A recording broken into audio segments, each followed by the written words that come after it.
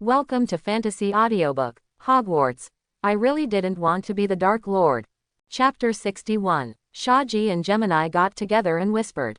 Then Fred and George were shocked, because Shaji's idea was so interesting. This is pure prank genius. I heard Shaji say that he is still researching some daydream potion, quick-acting skipping class sugar, biting quill. Although these things have not been researched yet, just listening to this kind of genius idea is enough to make Gemini excitedly introduce Shaji as a confidant. Gryffindor first year, come with me. I'm Prefect Percy Weasley, and I'll take you to our common room. Percy yelled, standing up. It turned out that the banquet had officially ended at this time. The prefects are guiding the new students back to the common room. Fred said, "See you tomorrow night in the common room at 11 o'clock. George laughed and said, "I'll let Lee Jordan try your Puffy Taffy when I get back. We can't wait to see Lee float to the ceiling." Shaji silently mourned for Lee Jordan for 3 seconds, and then left the auditorium with the freshman team. Cassandra tugged on Shaji's robe. "What are you talking about with those twins?" "Of course it's for fun," Shaji said with a smile. Cassandra's emerald green eyes watched him quietly. "Oh, well, they are very capable, very smart, and can make a lot of interesting things." Cassandra understood immediately. "You want them to join. Okay, but if there is something dangerous." Cassandra paused, then suddenly smiled. "You must call me together." Shaji was moved again. If she had changed before, she would have threatened herself not to take risks, but now she wants to join her. Mr. Whirly must be very sad, because Cassandra has now completely transformed into the shape of Shaji. That night, the house elf Caffey, who was inquiring about the news, returned from Hogwarts to the Whirly's manor and brought back the news that Cassandra was assigned to Gryffindor. Mr. Wally was so sad that he drank 2 bottles of fine wine in a row. Mrs. Whirly seemed very happy. She thought it was her daughter's choice and she had no right to interfere, and Shaji was indeed excellent. She was very satisfied. The Gryffindor common room is very cozy. Many young wizards fell in love with this place at first sight.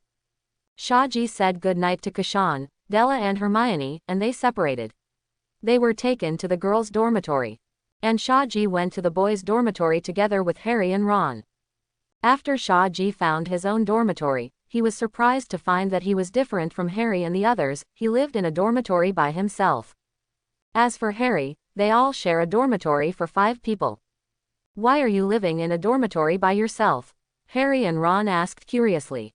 Shaji didn't know why. Could it be because he just happened to be extra, so he had to be put in the new dormitory? But that's fine too. He glanced at the rat scabbers in Ron's hand. In the same room as Peter Pettigrew, he felt quite comfortable. As for Peter, Shaji doesn't want to disturb him for the time being, and keeping him will be useful in the future. After simply washing up, Shaji collapsed on the bed. Shaji just closed her eyes. He heard the familiar voice of the system. "Ding! It has been detected that the host has successfully entered Hogwarts. Now the system releases a new task. It's not like I'm going on a night tour right now, but I'm not familiar with the castle yet." Shaji frowned. "Ding! The Hogwarts Library is the magic library with the richest collection of books in Europe, and it contains countless magic knowledge. Please sneak into the restricted area of the library during this semester, and read 100 black magic books. If the task is successful, you will be rewarded with 5 skill points and combined magic talents. There is no penalty for failing the task. Now, Shaji just wants to hammer the system, read 100 black magic books in 1 semester. Do you want me to spend all the nights of the semester in the restricted area of the library? Then I don't have to sleep. What a fool. Ding! Can you take it? Maid, dog system, do you think the Dark Lord doesn't need to sleep? It's too deceptive. Ding! The host means not to accept the mission. I'll pick it up, but let's wait until tomorrow night. Today is the Heavenly King Lao Su. I have to sleep too." Then Shaji found that her DA ring was heating up, and Cassandra's name appeared on it. "Well, there is nothing I can do to stop me from sleeping, unless Cassandra calls." Early the next morning, Shaji appeared in the auditorium with 2 dark circles under her eyes. He had a long chat with Cassandra last night, and he didn't know what time it was when he went back to bed. Shaji was sitting on the long table in Gryffindor, looking at the empty long table in front of him, tentatively said, "A piece of bread and a glass of milk, thank you." As soon as the words were finished, a piece of bread and a glass of milk appeared on the table on a delicate silver plate. Shaji sighed while nibbling on the bread. How convenient it is to have a house elf. Suddenly he felt a heavy pat on his shoulder. "Your puffy taffy is amazing." Lee Jordan was floating on the ceiling and couldn't get up and down, and had to sleep on the ceiling all night. Fred and George sat down beside Shaji excitedly. Shaji forced a smile. "That's really great. Did you not sleep well last night? Could it be that you couldn't wait to go out for a night tour last night?" Of course Shaji didn't tell the truth. He took out 2 biscuits from the ring and handed them to George and Fred. "I was making this last night, how about having it for your breakfast?" George and Fred took the biscuits respectively and looked at them with great interest. "What effect does this have?" Shaji said with a smile. "Do you want to try it?" George and Fred looked at each other, and then ate the biscuits in their hands at the same time. As soon as they ate the biscuits, white beards grew wildly on their faces. After a while, the 2 turned into 2 little old men with white beards. Seeing their respective appearances, Fred and George couldn't help laughing. "I have to say, your beards are really beautiful." Shaji turned around and saw Dumbledore smiling. This old head came down from the teacher's seat on purpose. "Shaji, after class, can you come to my office? My office is on the 8th floor. There is a striking stone beast at the door, which is easy to recognize. The password is iced lemon juice." "Okay, Professor." Shaji nodded. Dumbledore left with a smile, but before he left, he suggested that Fred and George could tie a bow on their beards. By this time, the beards on Fred and George's faces had begun to fall. "Oh, it seems that the time limit is not long enough," Shaji said regretfully. "Shaji, this is powerful enough. I don't want to be like Lee Jordan. A day of class with a beard. What's the name of your biscuit?" I haven't named it yet, otherwise it would be called Whitebeard Biscuits." Shaji scratched her head. Fred and George wanted to chat with Shaji for a while, but Lee Jordan appeared, with a batter's bat in his hand, and chased after Fred and George. The 3 left the auditorium noisily. After a while, Hermione and Kashandela also came to the auditorium. Sitting next to Shaji and having breakfast. Just don't know why, didn't see Harry and Ron. Shaji only guessed that they were lost. Fortunately, when going back to the dormitory from the auditorium last night, Shaji knew the way. Hogwarts starts at 9 o'clock in the morning. For Shaji, who has experienced exam-oriented education in her previous life, she is really happy. At that time, he would get up at 6 o'clock. So, when Shaji and 2 girls came to the transformation classroom, it was still very early. There was no one in the classroom, just a tabby cat squatting on the podium. Shaji held Hermione, who wanted to tease the cat, and prevented her from committing death. Because Professor McGonagall probably doesn't like people touching her head and scratching her chin. Shaji found a seat with them and sat down. As soon as Hermione sat down, she opened the Transfiguration textbook and muttered something. She had tried Transfiguration many times at home, but it never came to fruition. In Shaji's training program, Transfiguration is not included for the time being. After all, apart from his comparison, Transfiguration is too esoteric for a young wizard of this age, and it is difficult to form combat effectiveness. Why not spend more time learning the explosion curse? From Shaji's current level, of course, there is no need to preview textbooks. He glanced at Professor McGonagall's transformed cat. Then asked Cassandela. "Guess, if I become Animagus, what animal will I transform into?" Cassandela raised her head and thought for a while. "A little snake." "Please, I'm a Gryffindor," Shaji argued, although, without occlumency, he would have been sorted to Azkaban. Hermione said aside, "It's nice to be a kitten, too. Why don't you think I can become a mighty lion?" Hermione and Cassandela looked Shaji up and down, then shook their heads at the same time. Hermione said, "I've read in books that shape-shifting animals correlate with the wizard's personality and weight." Cassandela covered her mouth and said with a smile, "Your personality is similar, but with this small body, maybe you can really become a kitten." Shaji was speechless. "If you become a kitten, you must let me hug you first." Cassandela looked at Shaji expectantly, and then realized that she had said the wrong thing, and her face turned red all of a sudden. The tabby cat on the podium suddenly jumped down and turned into Professor McGonagall from the air. She looked at Shaji with a smile on her face. If you want to learn Animagus, you can come to me at any time. Your level should be enough, but promise me, you will never try it alone. At the end, Professor McGonagall's tone turned serious. Animagus is very difficult, and it is dangerous to make a mistake.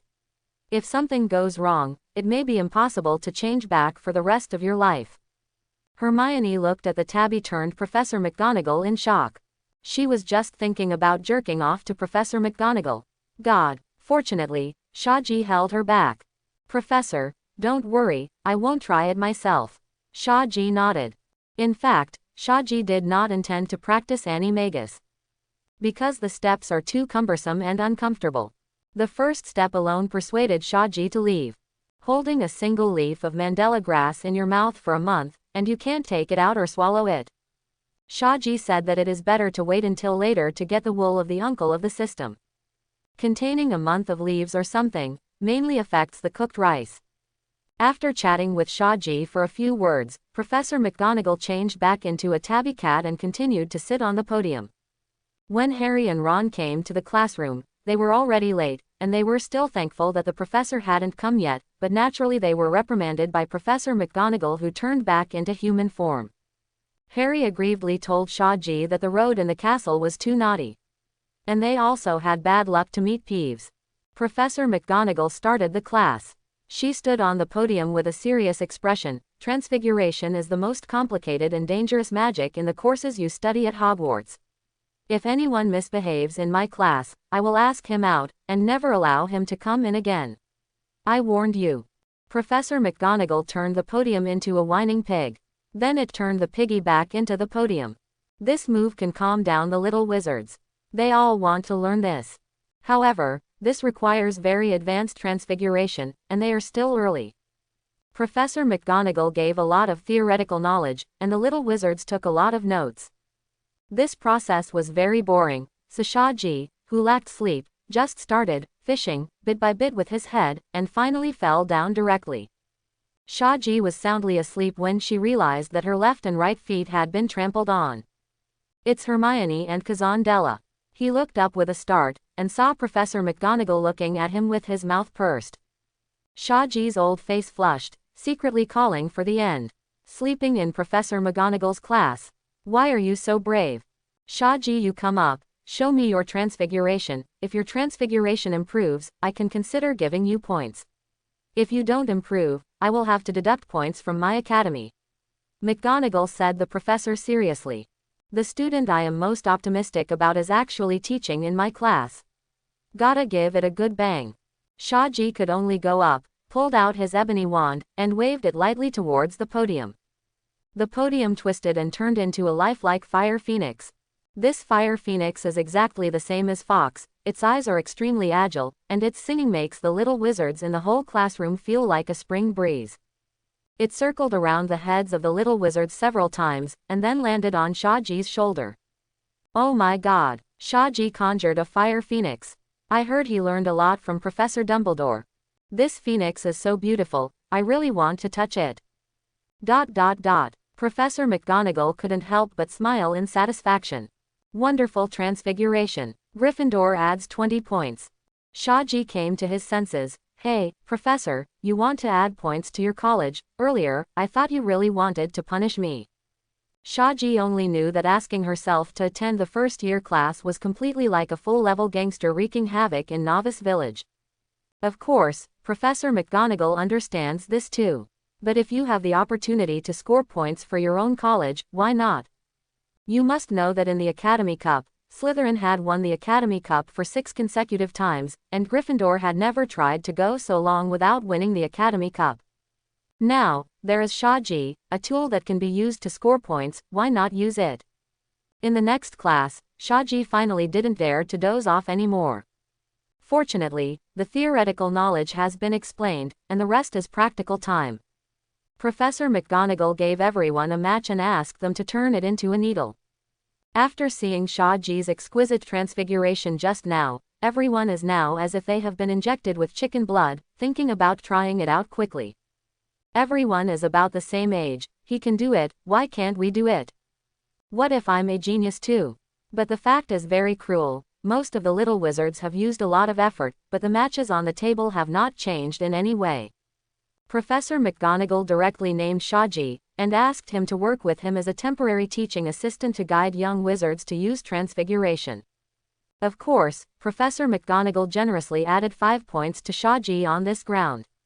In fact, Shaji only thought that the score was really not much, and the potions class hadn't started yet, and Harry didn't listen to persuasion and didn't read the potions textbook. It is estimated that this score is not enough for the old bat to deduct. Under the caring guidance of Shaji, Kushandela and Hermione have also successfully changed the needle. This made Professor McGonagall happily add 10 points to his house, Cassiandela and Hermione 5 points each. As for Harry and Ron, Shaji didn't pay much attention to teaching them. Guiding or something is very tiring.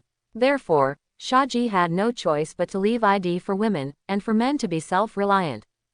After the whole class, other people's matches made no progress. Of course, if Simon's inexplicably exploding match is considered a change. After class, Shaji went directly to the 8th floor and came to the door of the principal's office. He looked at the ugly stone beast in front of him, and said the password, iced lemon juice. The stone beast jumped aside, revealing a spiral staircase. When Shaji walked into Dumbledore's office, he didn't seem to be in the office.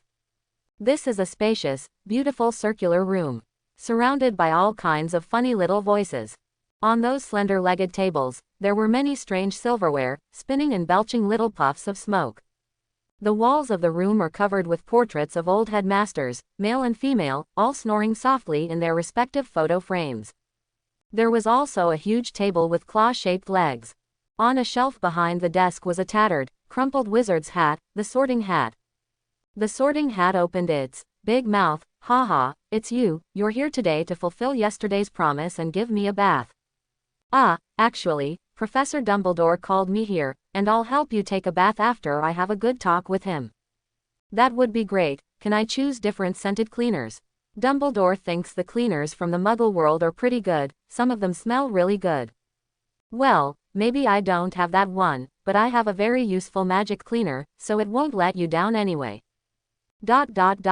Shaji was still happily chatting with the Sorting Hat, when suddenly she heard Dumbledore's voice from behind. "It seems that you guys had a good chat. In fact, when I was young, I also had the idea of washing it, but gradually forgot about it." Dumbledore sat Shaji in front of his desk, and he sat back in his chair. "Would you like some iced lemon juice? It's sweet and sour. I think it tastes good." Shaji nodded, and there was twice as much iced lemon juice on the desk. Dumbledore pushed a small plate of cookies and candies in front of Shaji. Shaji just took a sip of the lemon juice, and then he picked up the glass to look suspiciously. "Why is the lemon juice not sour, but very sweet?" "How's your first class of the new term?" Dumbledore laughed. "It feels great. Professor McGonagall is indeed a master of transfiguration," Shaji said happily. Kushandela on the left, and Hermione on the right, really very happy. "It's great that you can get used to it, and you'll definitely miss this time in the future." Dumbledore's expression suddenly became serious. "I called you here today to confirm something with you. Can you tell me again about the dark wizard you met at Gringotts that day? For example, what are his characteristics?"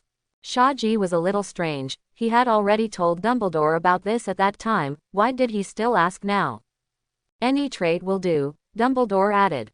Shaji's heart suddenly moved. "Okay, I'll think about it." He frowned, trying to put on a look of deep thought. "Or any traits okay?" Dumbledore nodded. "I remember smelling a strong garlic-like smell. Professor, you know me. I am very familiar with this smell. However, I did encounter a plant that day. I thought it was me. Body, so I didn't pay much attention to it, but now that I think about it, if it's the smell sticking to my body, it can't be so strong." This time Shaji just wanted to direct Dumbledore's mind to Quirrell. In fact, at that time, he really didn't pay attention to the smell on the other party. Dumbledore's face changed when he heard the word smell of garlic. His complexion has already slowed down. "This information is very important to me, and I have certain things because of it." "What's the matter? Here, let me give you a break, and I'll tell you later." Dumbledore then took out a small jar from the drawer. Oh, this is the cleaner I brought back from the Muggle supermarket on purpose. It smells good. I think the Sorting Hat will like it. Ah, okay. Shaji knew that Dumbledore was chasing someone. He took the Sorting Hat and left the principal's office. Shaji understood that now Dumbledore had fully confirmed that Quirrell was the dark wizard who broke into Gringotts that day and planned to steal the Sorcerer's Stone. Now I suddenly sell off. Presumably I plan the trap level in the original book. Dumbledore probably wanted to exercise, or test Harry's character. At the same time, I want to see if Harry really has enough courage to face everything he will face in the future. It's just that he doesn't know if he is within his calculation range. Shaji felt that there was a high probability that she would be dropped by Dumbledore ban. After all, if he was there, Quirrell would have spanked. Shaji didn't think too much about it, and caught Fred and George on the way. I stole the Sorting Hat, and I'm going to secretly bathe it, do you want to come? The eyes of Fred and George lit up in an instant. Shaji, you are such a genius, how did you come up with the idea of bathing the Sorting Hat? Think about it, when Dumbledore suddenly finds out that the Sorting Hat has been completely renewed. So, such a fun thing, we must be included. So Shaji basically didn't have to do much, and the cleaning work fell to the excited Fred and George. The Sorting Hat didn't care who helped him take a bath. It didn't expose Shaji's lies, and even silently praised Shaji for his wit. Charms as taught by Professor Flitwick, a wizard of unusually small stature. Shaji suspects that he has goblin blood, and Shaji thinks of Hagrid's mixed blood Titan blood, and thinks it is very reasonable. Professor Flitwick teaches while standing on a stack of books, only in this way can he get a desk. At the beginning of the first class, he took out the roster and called Harry's name, and when Harry's name was read, he screamed with excitement, fell to the ground and disappeared. Since this is the first charms lesson, there is no practice. He just talked about theoretical knowledge. Shaji only remembered that the levitating spell was only practiced by little wizards on the eve of Halloween. So, Shaji fell asleep shamefully again, and of course, Kashan, Della and Hermione, who had already experienced this, never sat in the front row after that transfiguration class. Since school started, Shaji always seems to be sleep-deprived, and Kashan Della suspects that he will go on a night tour every night. Every time I ask, Shaji will find a reason to prevaricate. Indeed, on the night of the first day of school, Shaji went on her first night out with Fred and George. Shaji, who had gained the trust of the twins, soon saw the long-known Marauders map. After Shaji borrowed it for a closer look, he was disappointed to find that there was no Tom's name beside Quirrell. Could it be his own fault that Voldemort gave up Quirrell's body? Thinking about it carefully, it's also possible that Quirrell's vitality was already severely overdrawn by Voldemort, and then he suffered a fire from himself, which made things worse. Attached to him again, I'm afraid Quirrell would be gone on the spot. In this case, Voldemort's plan to sneak Quirrell into Hogwarts was completely ruined. So he may have left Quirrell's body and possessed another person or animal. Of course, it's not absolute, maybe the Marauders map can't detect Voldemort in the remnant state.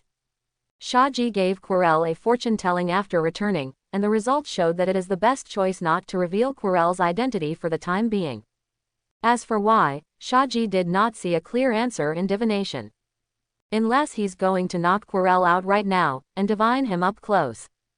Just like what you did to Nagini, but if it's enough to knock him out, is there still a need for divination? Later, when Shaji was in the defense against the Dark Arts Department, he saw Quirrell again, and his face was very bad. He was still stumbling through the text during the lecture, and he didn't seem to pay special attention to Shaji, so he left after class. His crappy lessons made him the joke of everyone. Because Quirrell's body was full of Voldemort's residual breath, even the system couldn't confirm whether Voldemort was still on the back of Quirrell's head. Shaji had to put the matter aside for now. He knew that Dumbledore must have already started to act. If I guessed right, Snape had been staring at Quirrell for a long time. Shaji intends to stand still for the time being. Putting this matter aside, Shaji immediately started a night tour of the restricted area of the library every night. This is really not difficult for Shaji, who has mastered the full-level illusion spell. However, Because of this, Shaji is always dizzy during the day and always dozes off in class. So, for a long time to come, History of Magic became Shaji's favorite class. I have to say, sleeping in History of Magic class was really sound. But Shaji believed that such a hard time would soon come to an end, probably because of the +9 black magic proficiency, so he looked at the black magic books in the restricted area. It was very easy to understand, and the speed was fast. Much faster than his research on other magic. He can read at least 10 black magic books in a row every night in the restricted area. He now reads 10 books of the dark arts a day as bedtime stories. The only flaw is that the content of these stories occasionally affects Shaji's sleep quality. God knows how psychopathic these black wizards who wrote these black magic books are. Friday morning, Shaji drowsily ate his breakfast, but the next conversation between Harry and Ron made him suddenly sober. "What classes do we have today?" Harry asked Ron. "I'm going to have 2 potions classes with Slater Linyi today." Ron said, "Snape is the head of Slytherin House. He said he favors his own students. Now we can see if that's true. Hopefully Professor McGonagall will favor us too." But Harry shook his head regretfully, remembering the pile of homework assigned by Professor McGonagall. "I was thinking about when I would borrow Shaji's homework to copy." Shaji finally remembered that today was the day of her first potions class. It's just that Shaji faintly felt that he was not doing well today, and he believed in his hunch. But it was obviously Harry who was going to be unlucky today, so why did he feel bad too? Could it be that the small price paid for a divination to Quirrell a few days ago must be paid in today's potions class? Then such a price can't be said to be small. Just then, the mail arrived. 100 or so owls suddenly flew into the auditorium. These owls fly around the dining table until they find their respective owners, dropping letters or packages into their laps.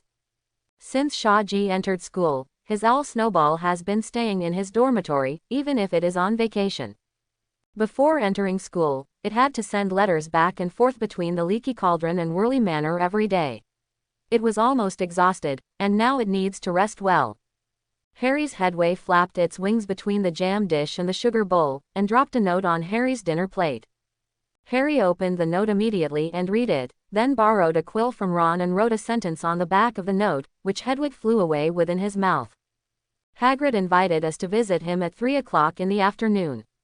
"Shaji, are you going?" "Hagrid invited you too." "Ah, forget it, I want to sleep for a while." Shaji thinks that 3 o'clock is a good time to catch up on sleep. Harry looked a little regretful. "You can go with Ron." "Oh, yes, I think you'd better bring your own snacks, or you'll have your teeth broken," Shaji said, and went to the potions classroom with Cassandela. Shaji was very sober now, and he believed in his hunch, that is to say, something would happen to him in Snape's class. Also, he didn't think it was realistic to sleep in Snape's class, unless he was on his way to eternal sleep. Potions class is taught in an underground classroom. This place is colder than the main castle building above, and there are glass jars along the wall, soaking unknown animal specimens inside. Looking at the surrounding environment, Shaji sighed. Snape really is a guy with a dark personality. Snape picked up the roster and called names as soon as class started, but stopped when he called Shaji and Harry. "Oh, yes," he whispered, "Harry Potter, this is our newcomer, a big name.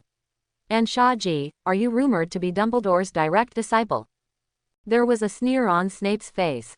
Draco Malfoy and his friends Crabbe and Goyle put their hands to their mouths and laughed. After Snape called the roll, he looked up at the class. His eyes were cold and empty, and then Shaji realized his eyes were on her. Shaji's heart was full of alarm bells. "If you don't go to Harry, what do you think I am doing? You have come here to learn the delicate science and exacting craft of potion making." He spoke in a voice that was barely above a whisper, but everyone caught his every word. "Since there's no foolish wand waving here, many of you won't believe it's magic. I don't expect you to really appreciate the beauty of that simmering cauldron with its white smoke and fragrance. Y'all can't really understand the liquid that flows into people's veins, the magical power that makes people's hearts sway and their minds blur. I can teach you how to increase your reputation, brew glory, and even prevent death, but there must be one thing, that is, you are not me, just the kind of stupid fools you've come across all the time." Then Snape turned his head to look at Harry. his eyes fixed on Harry's for a long moment. Then came the three questions that baffled Harry. Potter, what will I get if I add daffodil root powder to a wormwood infusion? Shaji silently pulled down Hermione's raised hand, and handed over a piece of parchment. On the parchment were Shaji's written words, to the effect that she told Hermione that Snape was deliberately embarrassing Harry so that Hermione would stop raising her hand.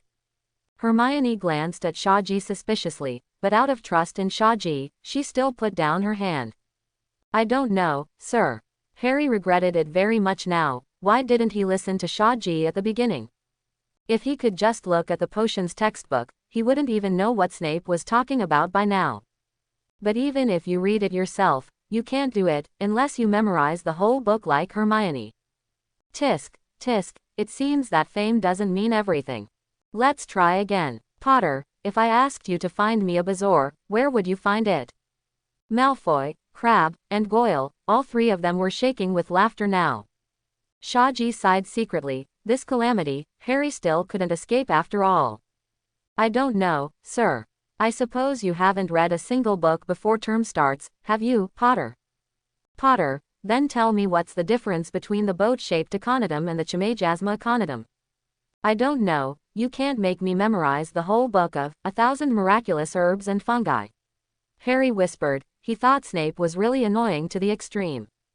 Potter, Gryffindor will take 10 points for contradicting the teacher. Sit down. Harry was so angry that he almost vomited blood. He felt that he was wrong, that Snape didn't hate him, but hated him. If Ron hadn't been quietly pulling him aside, he would have almost rushed forward and punched Snape's nasty hooked nose. Shaji only remembered that in the original book, Snape only deducted 1 point from Harry, didn't expect to directly deduct 10 points now. Just when Shaji thought that this matter was about to pass, Snape suddenly walked over and snatched the note written by Shaji on Hermione's desk and hadn't had time to put it away yet. Hermione was taken aback. She thought something was going to happen. On that note, Shaji didn't seem to be very polite with Snape. He directly called Snape an old bat. That's when Hermione closed her eyes in despair, waiting for Snape's attack. The parchment was thrown back in front of her by Snape. She was surprised to find that there was no word on the parchment. This was of course Shaji's tricks. When he handed out the parchment, he already thought that Snape might find out. Therefore, he directly formed the words with magic power.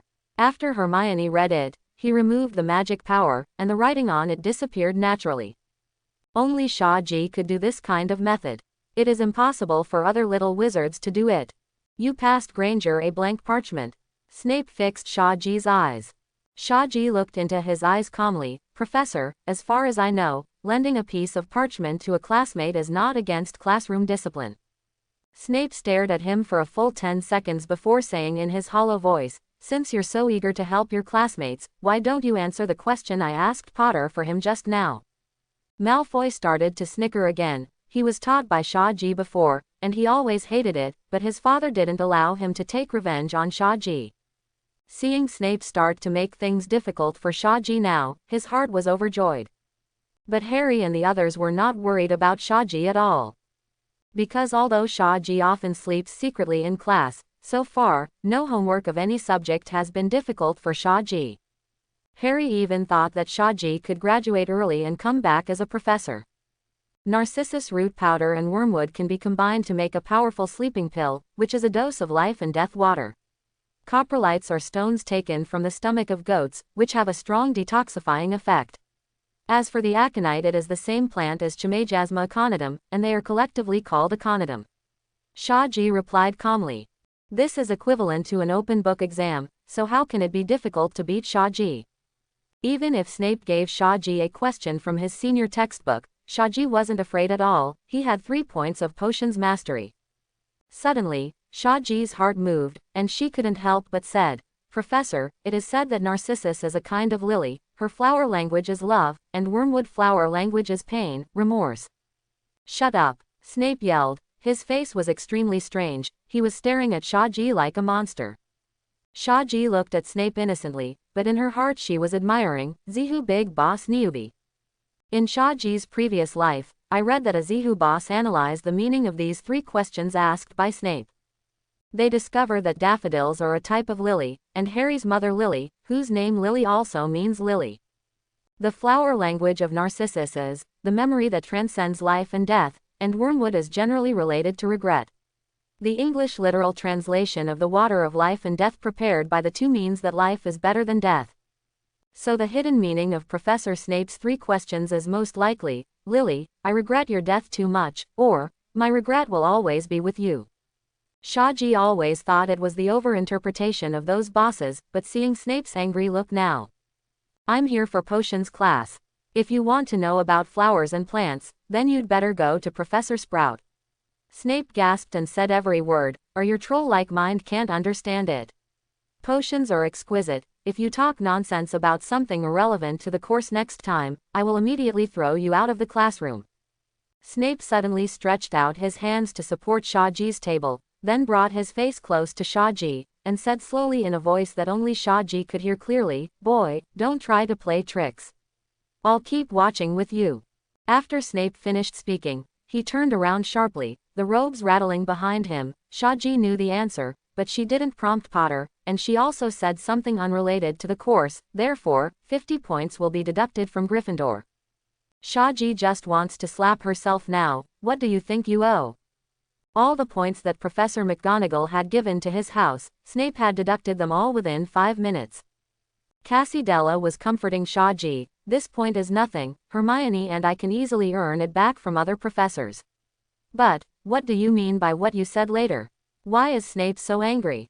Quote, Lily's flower language. When I saw you from the corner of my eye, I suddenly thought of it, and then said it out of my head. Kashan Della's face turned red immediately. She just heard that the flower language of lilies is related to love. Hermione hastily tugged on Shaji's sleeve, signaling that Snape was watching him. Shaji activated his crisis alert, quickly lowered his head, and then a textbook fell on the head of Ron behind him. Potions class continued, and Snape divided them into pairs and instructed them to mix a simple potion for boils. Snape dragged his long black cloak around the classroom, spraying his venom casually on the backs of every Gryffindor student. Suddenly, Shaji found a loud hissing sound coming from her side. Neville had somehow burned Seamus' cauldron into a crooked lump. Shaji moved her wand just before the potion in the cauldron spilled on the floor, and the potion was cleaned up. Neville was not spared after all. His right hand was soaked in the potion, and by this time his arms were covered with red and swollen boils, which made him scream in pain. Idiot, Snape snarled. I think you probably put the porcupine quills in without taking the cauldron off the fire, did you? Potter, why didn't you remind him? Seeing him make a mistake shows you how good you are. 10 points from Gryffindor. Malfoy SBL*CKM** Ned there again. After all, the whole class, even Shaji, had been reprimanded by the picky Snape, and he was the only one who received Snape's praise. Shaji was angry, and taking advantage of Snape's tantrum, he flicked his fingers, and the fang of an unprocessed snake on Malfoy's table quietly fell into his cauldron. Boom! The cauldron in front of Malfoy exploded. Fool, why are you putting snake fangs in the cauldron? Snape growled. Malfoy was also very strange in his heart. He obviously didn't release the snake fang. Why did it explode all of a sudden? But now he was doused with his own potion, with red and swollen boils all over his body, screaming in pain, and he couldn't explain it at all. Also suffering, there are many Slytherin students. Snape had to find someone to take them to the school infirmary. As for Gryffindor, because of Shaji's shot, Neville's potion of potion disappeared without landing, so it only fell on Neville's own hands and did not affect anyone else. After another hour, the first potions class was finally over. Harry was still complaining about Snape's injustice when he crawled out of the dungeon. Neville's cauldron exploded, deducting points from Harry. Malfoy's pot exploded, and Harry's points were still deducted. Snape claimed that Malfoy had been intimidated by Neville's situation at the cauldron, and that the reason was Harry hadn't warned Neville. So, deduct points. This operation was unexpected by Shaji, so after class, Shaji admitted to Harry that Malfoy's cauldron was blown up by himself, and then apologized to Harry. After all, he was the one who caused him to be deducted points. Unexpectedly, Harry was very happy when he heard it, and said that Shaji just avenged him, and he was upset with Malfoy who had been watching him for a long time.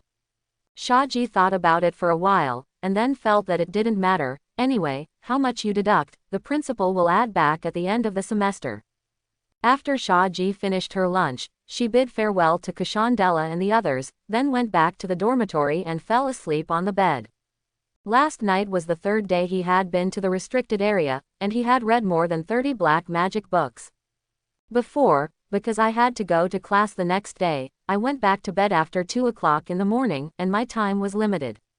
But now it's Friday, and there's no class on Saturday, so Shahji plans to spend the night in the library that night. He intends to work hard and try to get together 100 black magic books before Sunday. Shahji still underestimated his 9-point black magic mastery. After Shahji opened his eyes, he had finished reading the 99th black magic book on Saturday night. Now, it was 5 o'clock in the morning, and technically it was Sunday. It stands to reason that Shahji should go back. But now there is only one book left to complete the task. Shahji decided to read it before leaving. Anyway, no one in the library came so early. According to the system panel, Shahji accurately pulled out a black magic book, which was the last one. He secretly decided that he couldn't stay up all night like this in the future, and if he continued like this, he would be bald. The last black magic book, the entire book cover is wrapped with unknown black leather. There is not even a single word on the cover. But through the system panel, Shahji learned the name of the book, Soul Magic, and couldn't open it directly. If someone opened this book directly, they would pass out and forget any memory of having read this book before.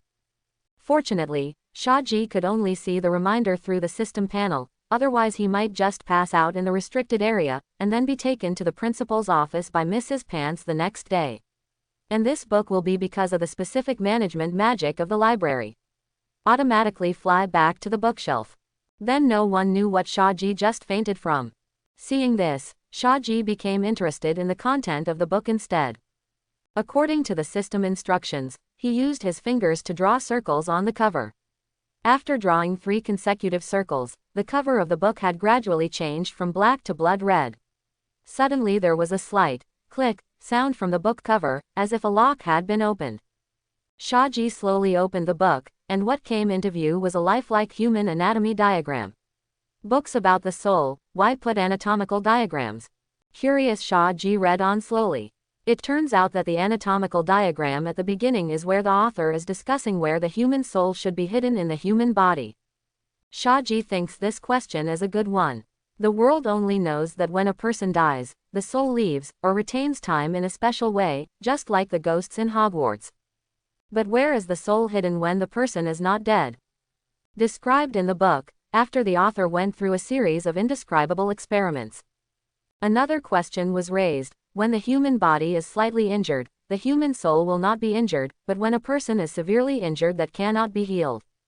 For example, muggles who lack arms and legs, their souls also start to be incomplete at the moment they lack limbs. And those wizards who have experienced amputated limbs but restored them with magic have their souls intact. What is the reason for all this? What is it that causes changes in the human soul? After a series of indescribable experiments, the author came to a conclusion. Only when a person thinks that he is missing a certain part will his soul be missing that part. A muggle, if he had his hand amputated by accident, would believe that his hand was gone, and believe it. So his soul will also become missing a hand. And those wizards who also lost a hand, because he was not broken by an evil spell, can easily use magic or potions to make the hand grow back. They thought from the bottom of their hearts that their broken hand was a minor injury and could be recovered easily. So, their souls are still intact. The integrity of the soul lies in his subjective consciousness. The author of this book thus invented a spell that directly hurts the souls of others. This kind of spell can ignore any defenses and directly hurt people's souls. When Shahji saw this, she was astonished. If there really was such magic, then the death curse would really fall behind. The killing curse can be blocked by items, but this one can't. But when Shahji read on, he realized why this magic was not as good as the killing curse. Because when you want to cast this magic on others, there is a necessary condition, that is, your soul strength must be stronger than that of the other party. If one's own soul strength is weaker than the opponent's, the spell will lose its effect. If it is used forcibly, it will even be backlashed. In this way, using this spell is a bet, either my soul power is stronger than yours, and you will die, or your soul power is stronger than mine, and I will die. In this way, this curse is naturally inferior to the killing curse, a matter that can be solved by Avada. Why bother to bet your life?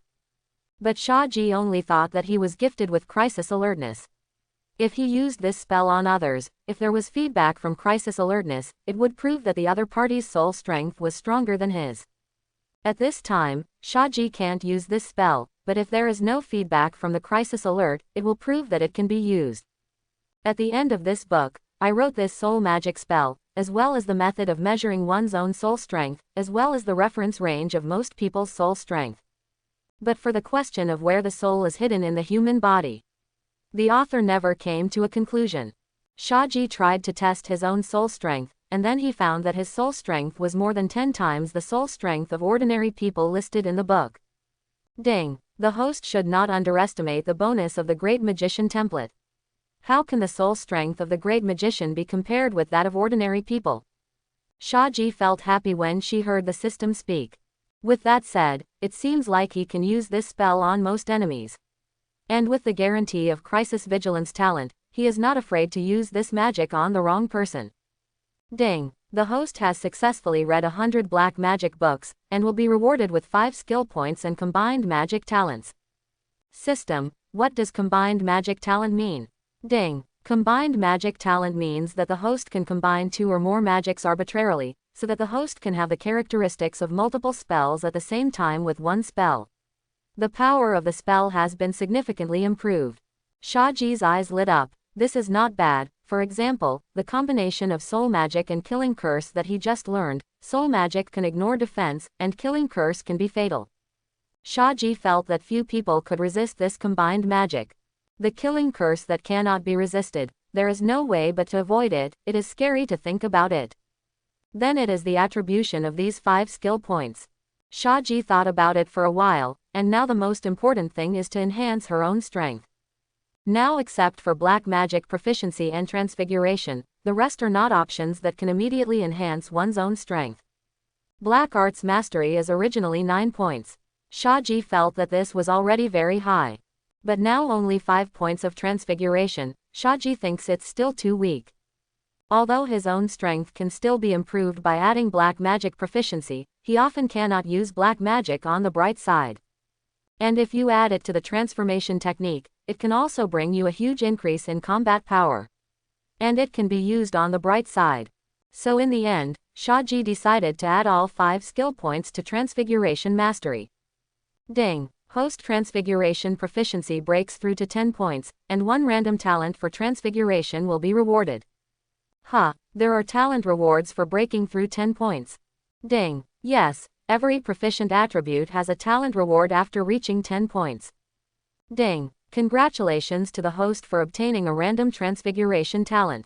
May I ask if the host has received it? Receive. Ding! Congratulations to the host for obtaining the omnipotent Animagus talent. With this talent, the host can transform into any animal at will. But it still can't become a magical animal. Please don't try it. This is indeed a surprise. With the talent of the almighty Animagus, it will be much more convenient to do things later. Unfortunately, you cannot become a magical animal. Although she didn't sleep all night, Shaji is very excited now. Today is Shaji's harvest day. Not only got the soul magic, but also got the omnipotent Animagus talent and combined magic talent, and the proficiency of transfiguration also broke through 10 points. And Shaji only read 100 black magic books in a row, and it wasn't for nothing. Although the black magic proficiency still hasn't broken through to 10 points, but Shaji feels that it is about to break through. He also learned a lot of useful knowledge from these black magic books. Before I knew it, it was 6 o'clock in the morning. Shaji decided to go back. The system tasks have been completed, and there is no need to come to the restricted area at night. Thinking of this, he couldn't help but feel happy, and finally had a good night's sleep to sleep. Shaji put the wand back into the ring, and then slowly shrunk her body, turning into a cute little black cat, which slipped out of the library without a sound. After coming to the corridor outside and confirming that there was no one around and no portraits watching him, he changed back into a human form. Shaji nodded in satisfaction. As long as he turns into any animal, his body will have the ability of that animal. It's really nice. It's already past 6 o'clock, and it's not even night. So he swaggered towards the auditorium, prepared to have some breakfast, and then went to bed. It's just that when he turned a corner, he happened to see a familiar figure.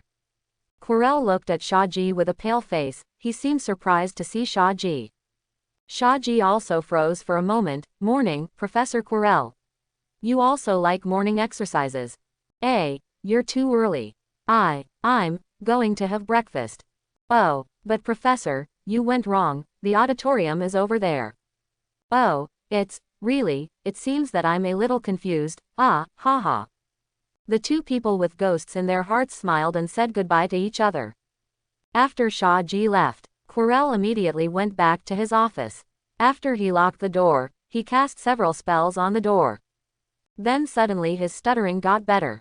He murmured in a low voice, Master, what do you mean? Let me talk to him here. A hoarse, weak voice came from the back of Quirrell's head. Yes, don't you see where he came from? Library, but at this point, the library is not open yet. Idiot, he must have gone to the restricted section to read. I knew we were the same people. The same thirst for power. I have never seen anyone who can use the Fiercefire curse so well at such a young age. So, I need to talk to him. Master, will you speak to him yourself? Idiot, of course you have to test it first. Quirrell screamed and fell to the ground, as if he had just suffered some inhuman torture. He begged weakly, Master, please forgive me. The hoarse voice sounded again. As long as he desires power, he will definitely stand with us. That old Dumbledore will not allow him to gain that kind of power. So, he will definitely stand with us. Shaji didn't know Voldemort's plans. Even if he knew it, he wouldn't be afraid. Now his strength has greatly increased, and he has also obtained soul magic. It can be said that it is Voldemort in the state of Tianqi's remnant soul. Since he no longer needs to go out for night tours in the middle of the night, he no longer has that dizzy state anymore. In this way, he spent several days indifferently, during which nothing happened. Except that Harry had looked for him, and wanted to go with him to find out what the little bag that Shaji took out from Gringotts was. Shaji didn't agree, and finally completed a task. Now he just wants to lie down and have a good rest, to make up for the energy of Weiju last week. He is not. Join the Savior's expedition. Since Shaji no longer needs to catch up on sleep, Shaji never felt happy during the history of magic class. He finally realized the horror of this class. Cuthbert Bin's lecture was really hypnotized, just like his Chinese teacher in his previous life. In desperation, Shaji took out a piece of parchment, and started writing on the parchment. After he reached 10 proficiency points in Transfiguration, many new ideas about Transfiguration would always pop up in his mind inexplicably. Shaji took advantage of the present to write down these thoughts on the parchment.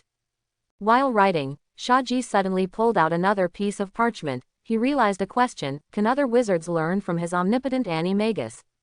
So, he wrote down his thoughts on parchment, and all kinds of whimsical ideas made Shaji write very freely. He secretly planned to let Professor McGonagall take a look at it later to see if these ideas were feasible. Cassandela on the side had already fallen asleep beside Shaji, and Hermione was still struggling, but when she turned her head and saw Shaji still taking notes, in high spirits, she couldn't help feeling admiration. So she cheered up immediately and worked hard to take notes. So when Shaji asked her to borrow notes after class, Shaji was puzzled by her surprised expression. In defense against the dark arts class that followed, Quirrell stumbled through the text. And Shaji continued to compile those experiences into a paper despite the strong garlic smell in the classroom, and then continued to improve it. It's just that he didn't notice that when Quirrell was in class, his eyes kept falling on Shaji intentionally or unintentionally. Finally, the defense against the dark arts class was over. Shaji just put away the parchment, and was going to take Cassandela to go out to get some air. Shaji hasn't touched garlic since taking Quirrell's defense against the dark arts class. Shaji. You stay here, can you come to my office? Can you sit down? Quirrell's voice suddenly came from behind Shaji. Shaji frowned slightly. Quirrell actually took the initiative to find him. Was that what he meant, or was that what Voldemort meant?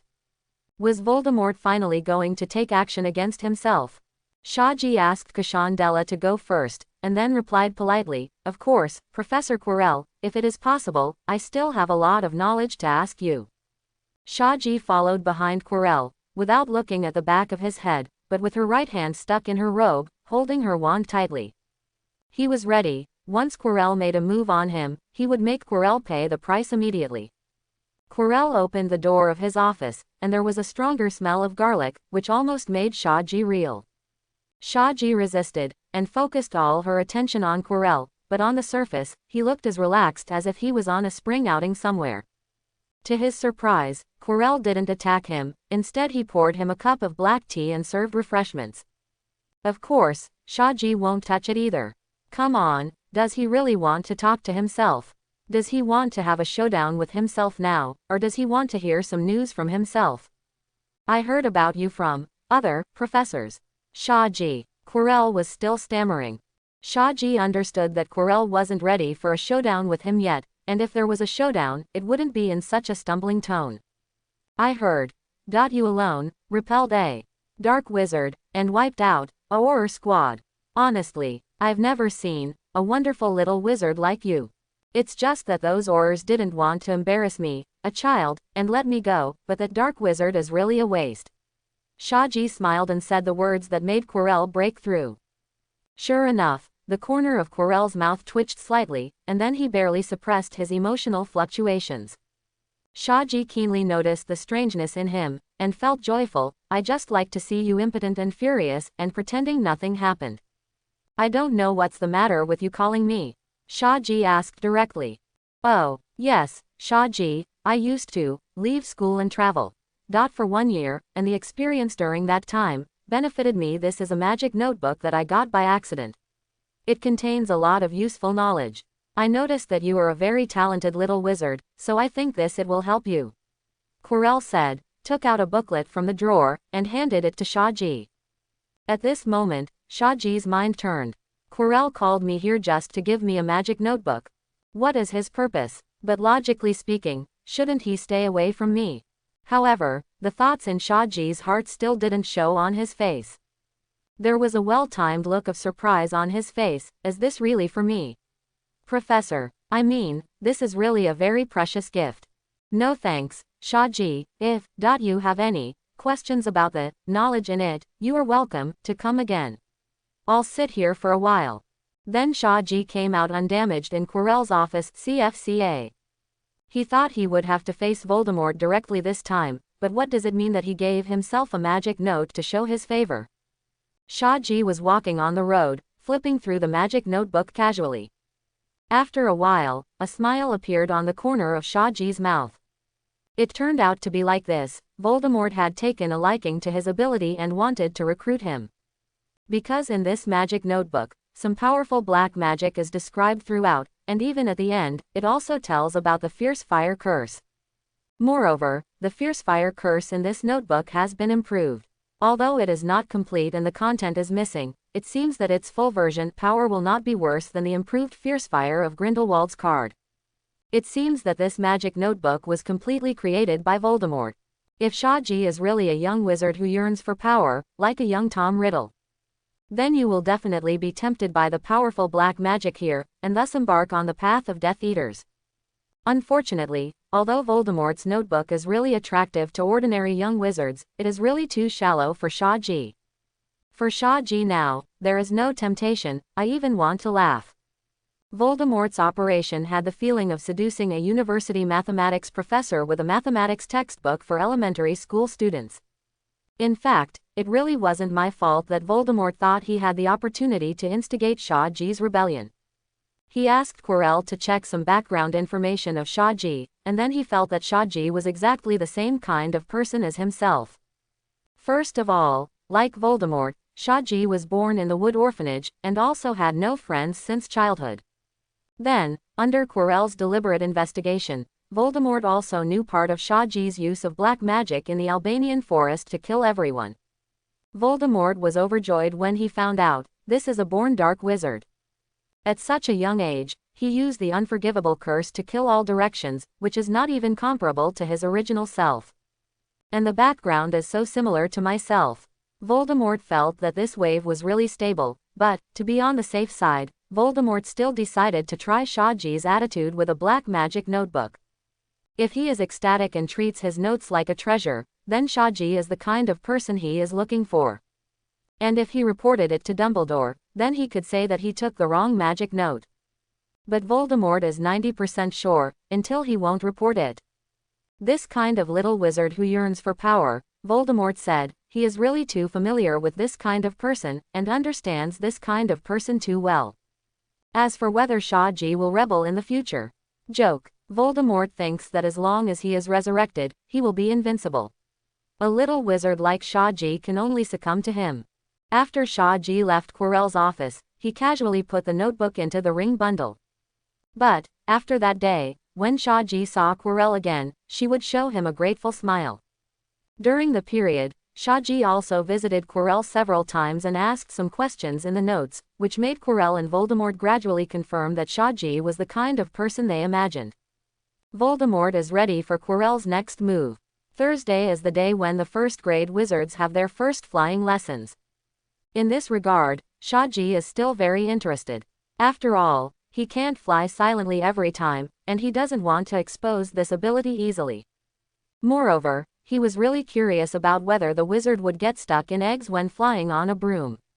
However, for Harry, it felt terrible, because this flying lesson was given by Gryffindor and Slater Lin Yi. He hated Malfoy, because in the morning Malfoy came to find fault again, and tried to take away the memory ball that Neville's grandma had sent Neville. Fortunately, Professor McGonagall came over, which made Malfoy leave angrily. Shaji arrived late, just in time to see Malfoy leave, and Professor McGonagall stood there with his lips pursed. Whenever she has this expression, it means that she is not very happy. Shaji felt that he had something that could make Professor McGonagall happy, so he took out his paper and walked towards Professor McGonagall happily. "Good morning, Professor McGonagall," Shaji's voice came.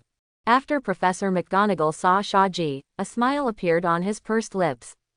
Shaji is just her favorite student. When he was not enrolled, she had hoped that he could enter her academy. "Good morning, Shaji," Professor McGonagall also responded. "Oh, Professor, I wrote a paper myself. If possible, I would like you to read it for me." Shaji took out the paper he had written and handed it over. Of course, Professor McGonagall happily took the parchment from Shaji's hand. She knows the level of her student, so she is very sure that this will be a pretty good paper. She planned to give him some advice after taking it back. If it was particularly outstanding, maybe after she helped revise it, she could publish it in the journal, Transformation Today. Professor McGonagall is a fan of the journal Metamorphology Today.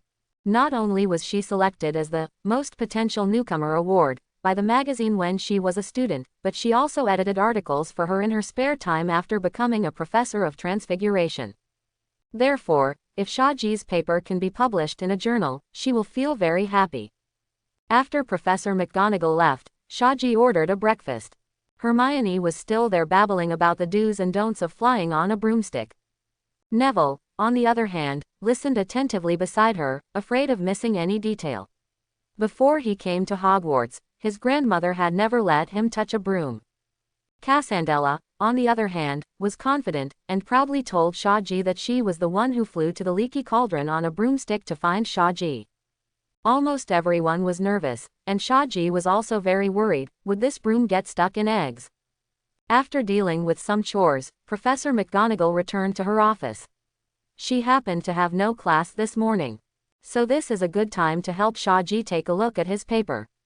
She took out Shaji's parchment. The thesis was very long, and Shaji's beautiful and neat font made Professor McGonagall feel happy. This at least shows that Shaji's attitude is very serious. She took a sip of tea, and then read the paper. But when she just saw the title of the paper, her face became serious. The title of the paper is impressively, on the possibility of non-animagus human metamorphosis.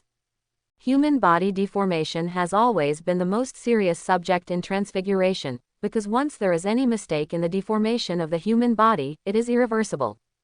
In history, I don't know how many talented wizards failed when trying to transform the human body, and finally became a half-human, half-animal monster for the rest of their lives, and finally died in depression.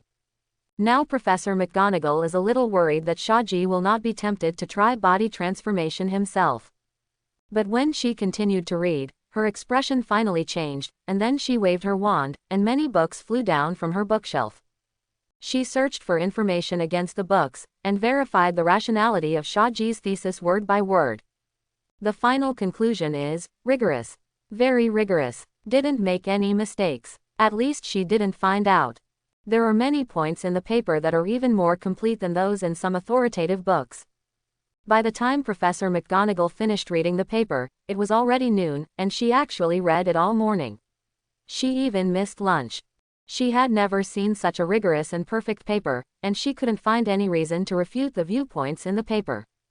That is to say, the non-animagus human body transformation mentioned in the paper is very likely and feasible. McGonagall is excited. If all of these views are confirmed, then this paper by Shaji may shock the entire wizarding world. She stood up excitedly, and walked to the headmaster's office with the paper. Dumbledore is also a master of transfiguration. Professor McGonagall felt that it was necessary for her to let him read the paper too. Professor McGonagall gave the password hastily, and walked into the headmaster's office. Dumbledore is happily tasting a kind of candy called cockroach heap. This kind of candy is just what he likes. It's very sweet, but its shape is exactly the same as that of a cockroach, and it can move. Oh, my dear professor, what is the business of your coming to me in such haste? Professor McGonagall handed the paper to Dumbledore. Albus, I think you should take a look at this. Dumbledore took the parchment, read it carefully, and then sank into it. The heap of half-bitten cockroaches on his hands, oozing amber-colored honey, stained his white beard. But he remained unaware. After a long time, Dumbledore said in admiration, Professor McGonagall, I didn't expect that your level of transfiguration has reached such a level. I bet that if this paper is published, it will shock the entire wizarding world. I didn't write this, Albus. The excitement in Professor McGonagall's eyes couldn't be concealed. Then this is. The truth was given to me this morning, and I was asked to help revise it. But Merlin, I read the book all morning, and I didn't find even a single argument to refute his point of view. This paper was written by Shaji. Dumbledore's eyes widened. In the whole century, nothing had shocked him so much. But his level of transfiguration seems to have not reached this level. You mean, someone else wrote it for him? Professor McGonagall was a little upset. She trusted Shaji. Oh, that's not what I meant, Professor McGonagall. I completely believe in Shaji's talent for transfiguration. I already noticed it when I taught him transfiguration. Dumbledore went on. It's been so long now, I don't think it's impossible for him to make such progress. My dear professor, I think we have met a talented young wizard comparable to Merlin's rebirth.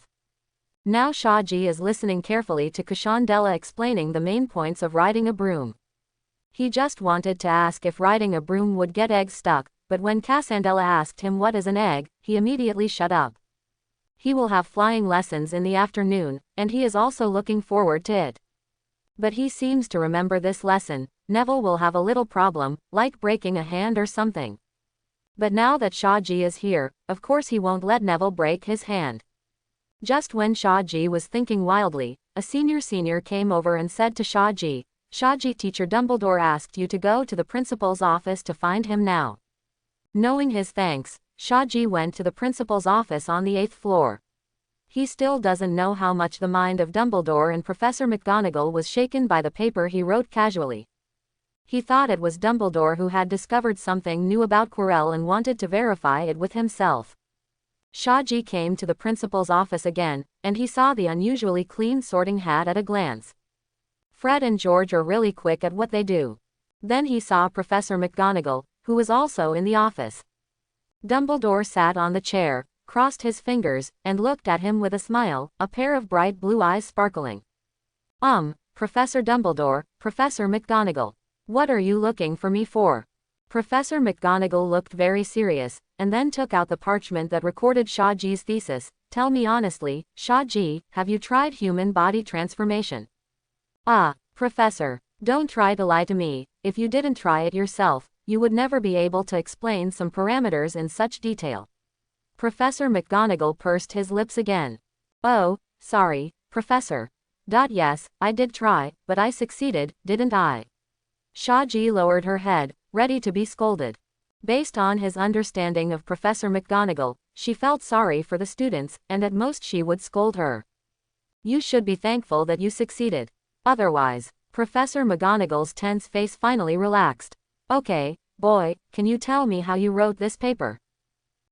When I was writing the Transfiguration homework, I suddenly felt that there were a lot of new ideas in my head. So I took the time to jot down these ideas at random, and then compiled them into this essay. Shaji took the time to write such a paper that was enough to shock the entire wizarding world. Dumbledore, Professor McGonagall, are there any problems with this paper? Shaji asked with some trepidation. Dumbledore laughed. Actually, I have never seen such an excellent paper on transfiguration, Shaji. If it is convenient, can you show that the non-animagus human transfiguration mentioned in your paper? Oh, Dumbledore, you shouldn't have let him continue his adventures, just in case. No problem, Professor. I've tried many times, Shaji said, bent down, and then his figure began to deform. Almost instantly, a majestic lion appeared in the principal's office. All of a sudden, the portraits of the principals on the wall exclaimed. They thought at first that Dumbledore was exaggerating the thesis, but now it seems. This is really a talented little wizard. Professor McGonagall covered his guts and stared at the lion in front of him. The male lion took 2 steps, let out 2 roars, and then turned into a black kitten again. Finally, the little black cat turned into an owl again. After flying twice in the air, it landed on the ground and changed back to Shaji's original appearance. Dumbledore applauded and admired. This would be a paper that would overturn the wizarding world's perception of animagus. It looks like your transfiguration has the E of TV University again. Shaji, can I publish your paper on metamorphology today? Professor McGonagall couldn't stop the smile on his face. Chapter 71. Of course, Professor. Shaji is not worried at all that others can learn it, because such a transformation of the human body requires huge magic power as a support. At least one must be a wizard of Dumbledore's level and have a complete soul to have the opportunity to learn it. So a certain socket master can't learn. And few other wizards can succeed.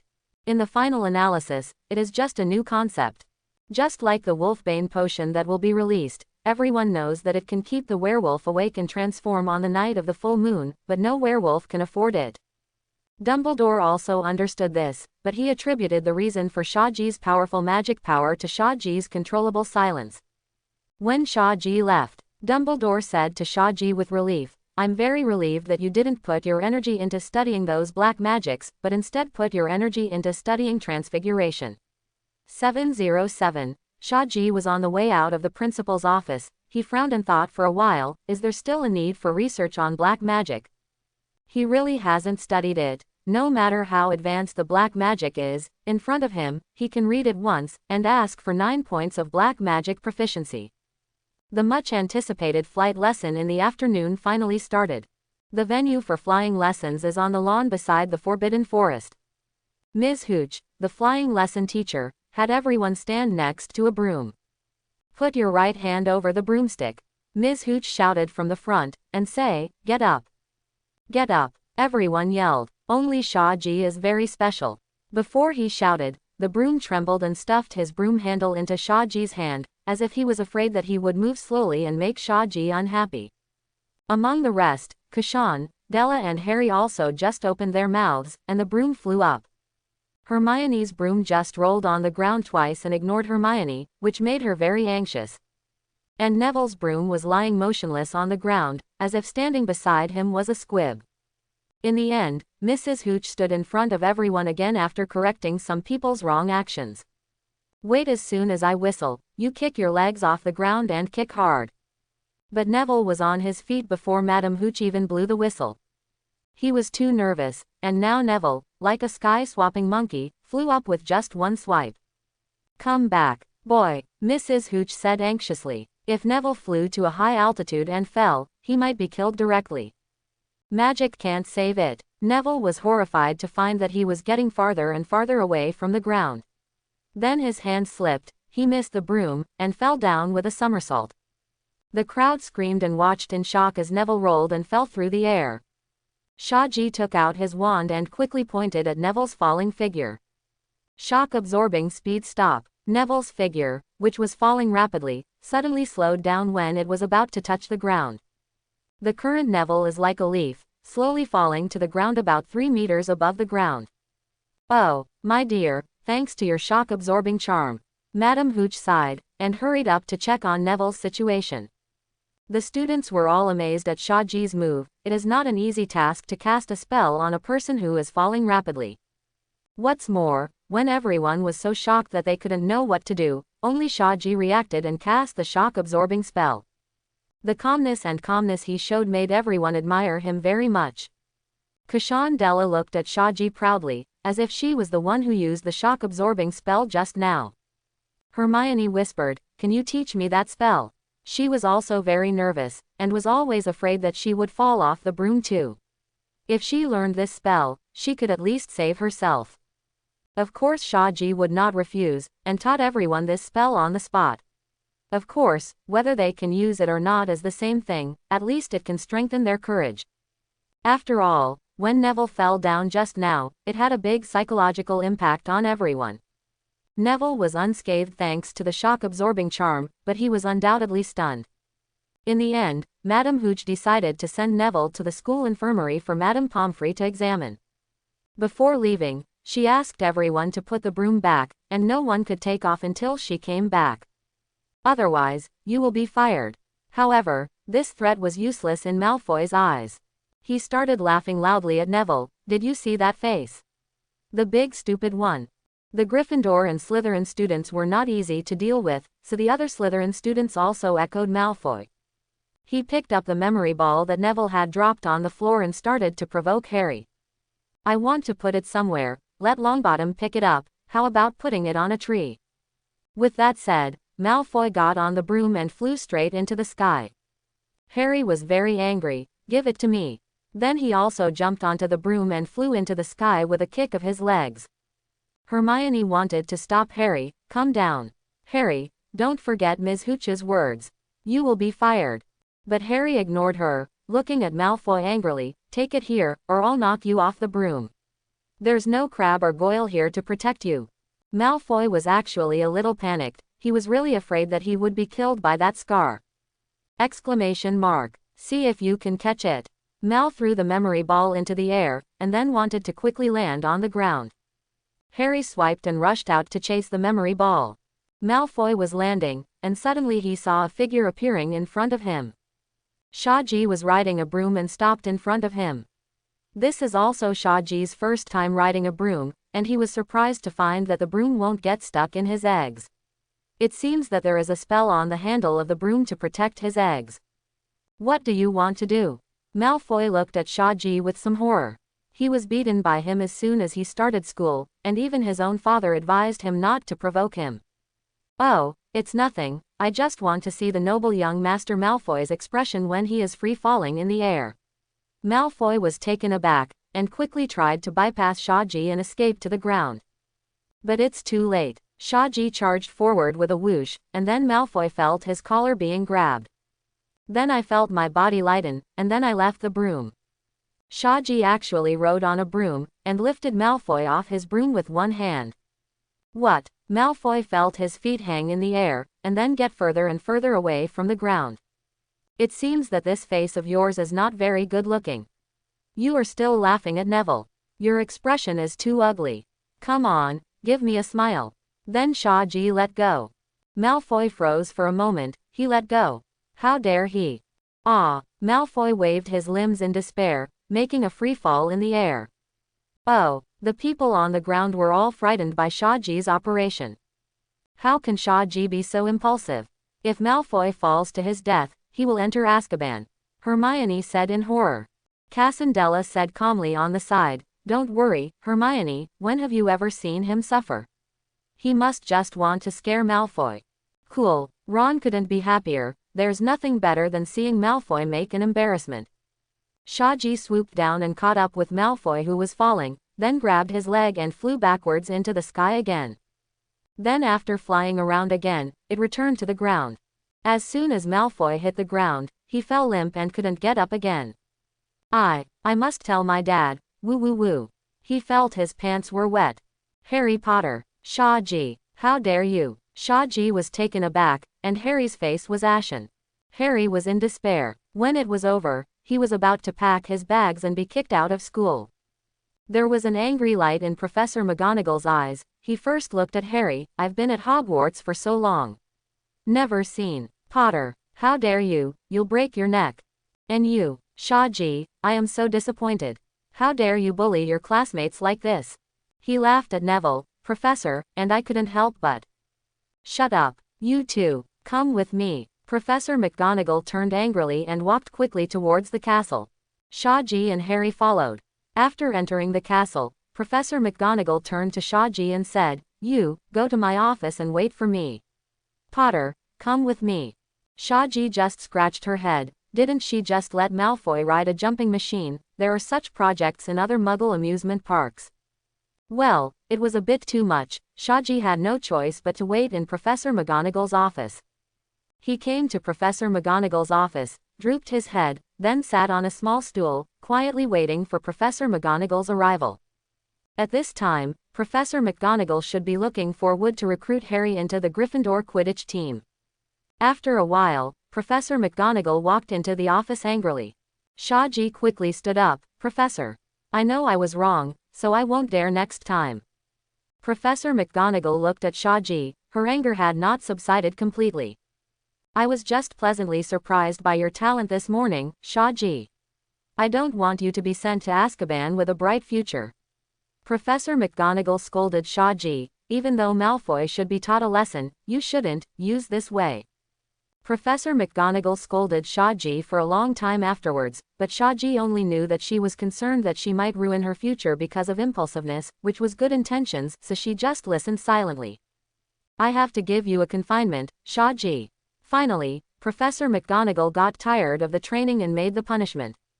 You go back, the specific confinement items, and you will be notified at that time.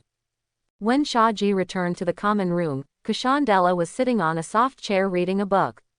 She looked up, and after seeing Shaji, she asked, What's the matter? Professor McGonagall won't really let you pack your bags and go home. At present, she should be reluctant. Shaji sat down beside Kushandela. But I can't escape a confinement, but Professor McGonagall seems to have forgotten to deduct points for me. Hermione sat up. You shouldn't be so impulsive, Shaji. Her lips were also tightly pressed like Professor McGonagall's. Relax, Hermione, I seem to see the young Professor McGonagall in you. Hermione looked at Shaji angrily. Why are you guys like this? You don't care about the consequences when you do things. Just now Harry agreed to Malfoy's invitation to a duel tonight. Oh my god, no matter how I persuaded them, they didn't listen. Shaji was a little surprised at this time. He really didn't expect Malfoy to have true love for Harry. He was so scared that he peed his pants, and he dared to provoke him. Well, Hermione, I actually think you'll be going with them tonight. Me, go on a night out with them against school rules. How is that possible? Hermione raised her head proudly. I will definitely stop them tonight instead of going on a night out with them. With that said, Hermione left angrily. Shaji spread her hands. Hey, how can Gryffindor not go out at night? So, you've been swimming at night? Kushandela said suddenly. Of course, the first night I was with. Shaji suddenly stopped talking. You didn't have much energy during the day last week, so you sneaked out every night to fool around. Kushandela's eyes became dangerous, and you didn't take me with you. I suddenly remembered that the chicken soup in my dormitory forgot to turn off the fire. Shaji, stop. Kushandela pounces on the car like a lioness. The next morning, Shaji just woke up and came to the common room refreshed. Harry and Ron ran over to share with him the experience of last night, saying that they met a three-headed dog. Shaji understood that after Malfoy invited them to a duel, he turned around and sold them to Filch. When they were running away, they inadvertently broke into the room where the three-headed dog Lu Wei stayed. Harry and Ron rushed to tell Shaji that the big dog was guarding the paper bag that Junji took out at that time. But Shaji was not interested in finding out what was in that paper bag. Are you trying to steal this thing from Dumbledore? Shaji asked. Of course not, why would we steal it? Harry asked in bewilderment. Since you don't want to steal it, why are you so interested in it? Shaji spread his hands, couldn't understand Harry's curiosity. If it were him, he wouldn't be interested in this kind of thing. After Shaji washed up, she came to the auditorium to have breakfast. Kushandela saw him from a distance, snorted, and left. Well, it looks like I'll have to be angry for a few more days. As soon as Shaji sat down, Hermione appeared beside him holding a stack of books. She slammed the book down on the table, looking like she'd just been pissed off by Harry and Ron. I guess you must have gone out with them last night. Shaji sipped the millet porridge slowly. I want to go back, but the fat lady is not in her oil painting, so I can't go back, so. Well, Hermione, you should actually be glad you went with me. Hermione stared at Shaji with staring eyes. I guess, if you weren't there last night, those idiots would have been caught by Filch. You see, you alone helped Gryffindor avoid deduction points. Hermione's tense face finally relaxed when she heard Shaji's words. Suddenly, a senior gave him a note. His confinement is confirmed. Follow Hagrid to work in the Forbidden Forest at 9 o'clock on Saturday night. The Forbidden Forest, that's right. Shaji suddenly became excited. He wanted to go in for a long time, but he had never had the chance to go to the Forbidden Book before. Hermione snatched the paper from his hand, and said anxiously, how could they let you go to the Forbidden Forest? That place is too dangerous. Go to the Forbidden Forest with Hagrid, which is recognized as the most horrible confinement. Because it is rumored that the Forbidden Forest is full of all kinds of horrible creatures, such as werewolves or something. But for Shaji, he is not afraid of these, and he is not afraid of werewolves or anything. Because he personally killed a transformed werewolf. He was still the strongest among the werewolves, and Shaji didn't bother to count the other werewolves who died at his hands without transforming. It's okay, Hermione, don't worry, don't you know my strength, and isn't there Hagrid around? Werewolves or something, Hagrid can kill one with one punch.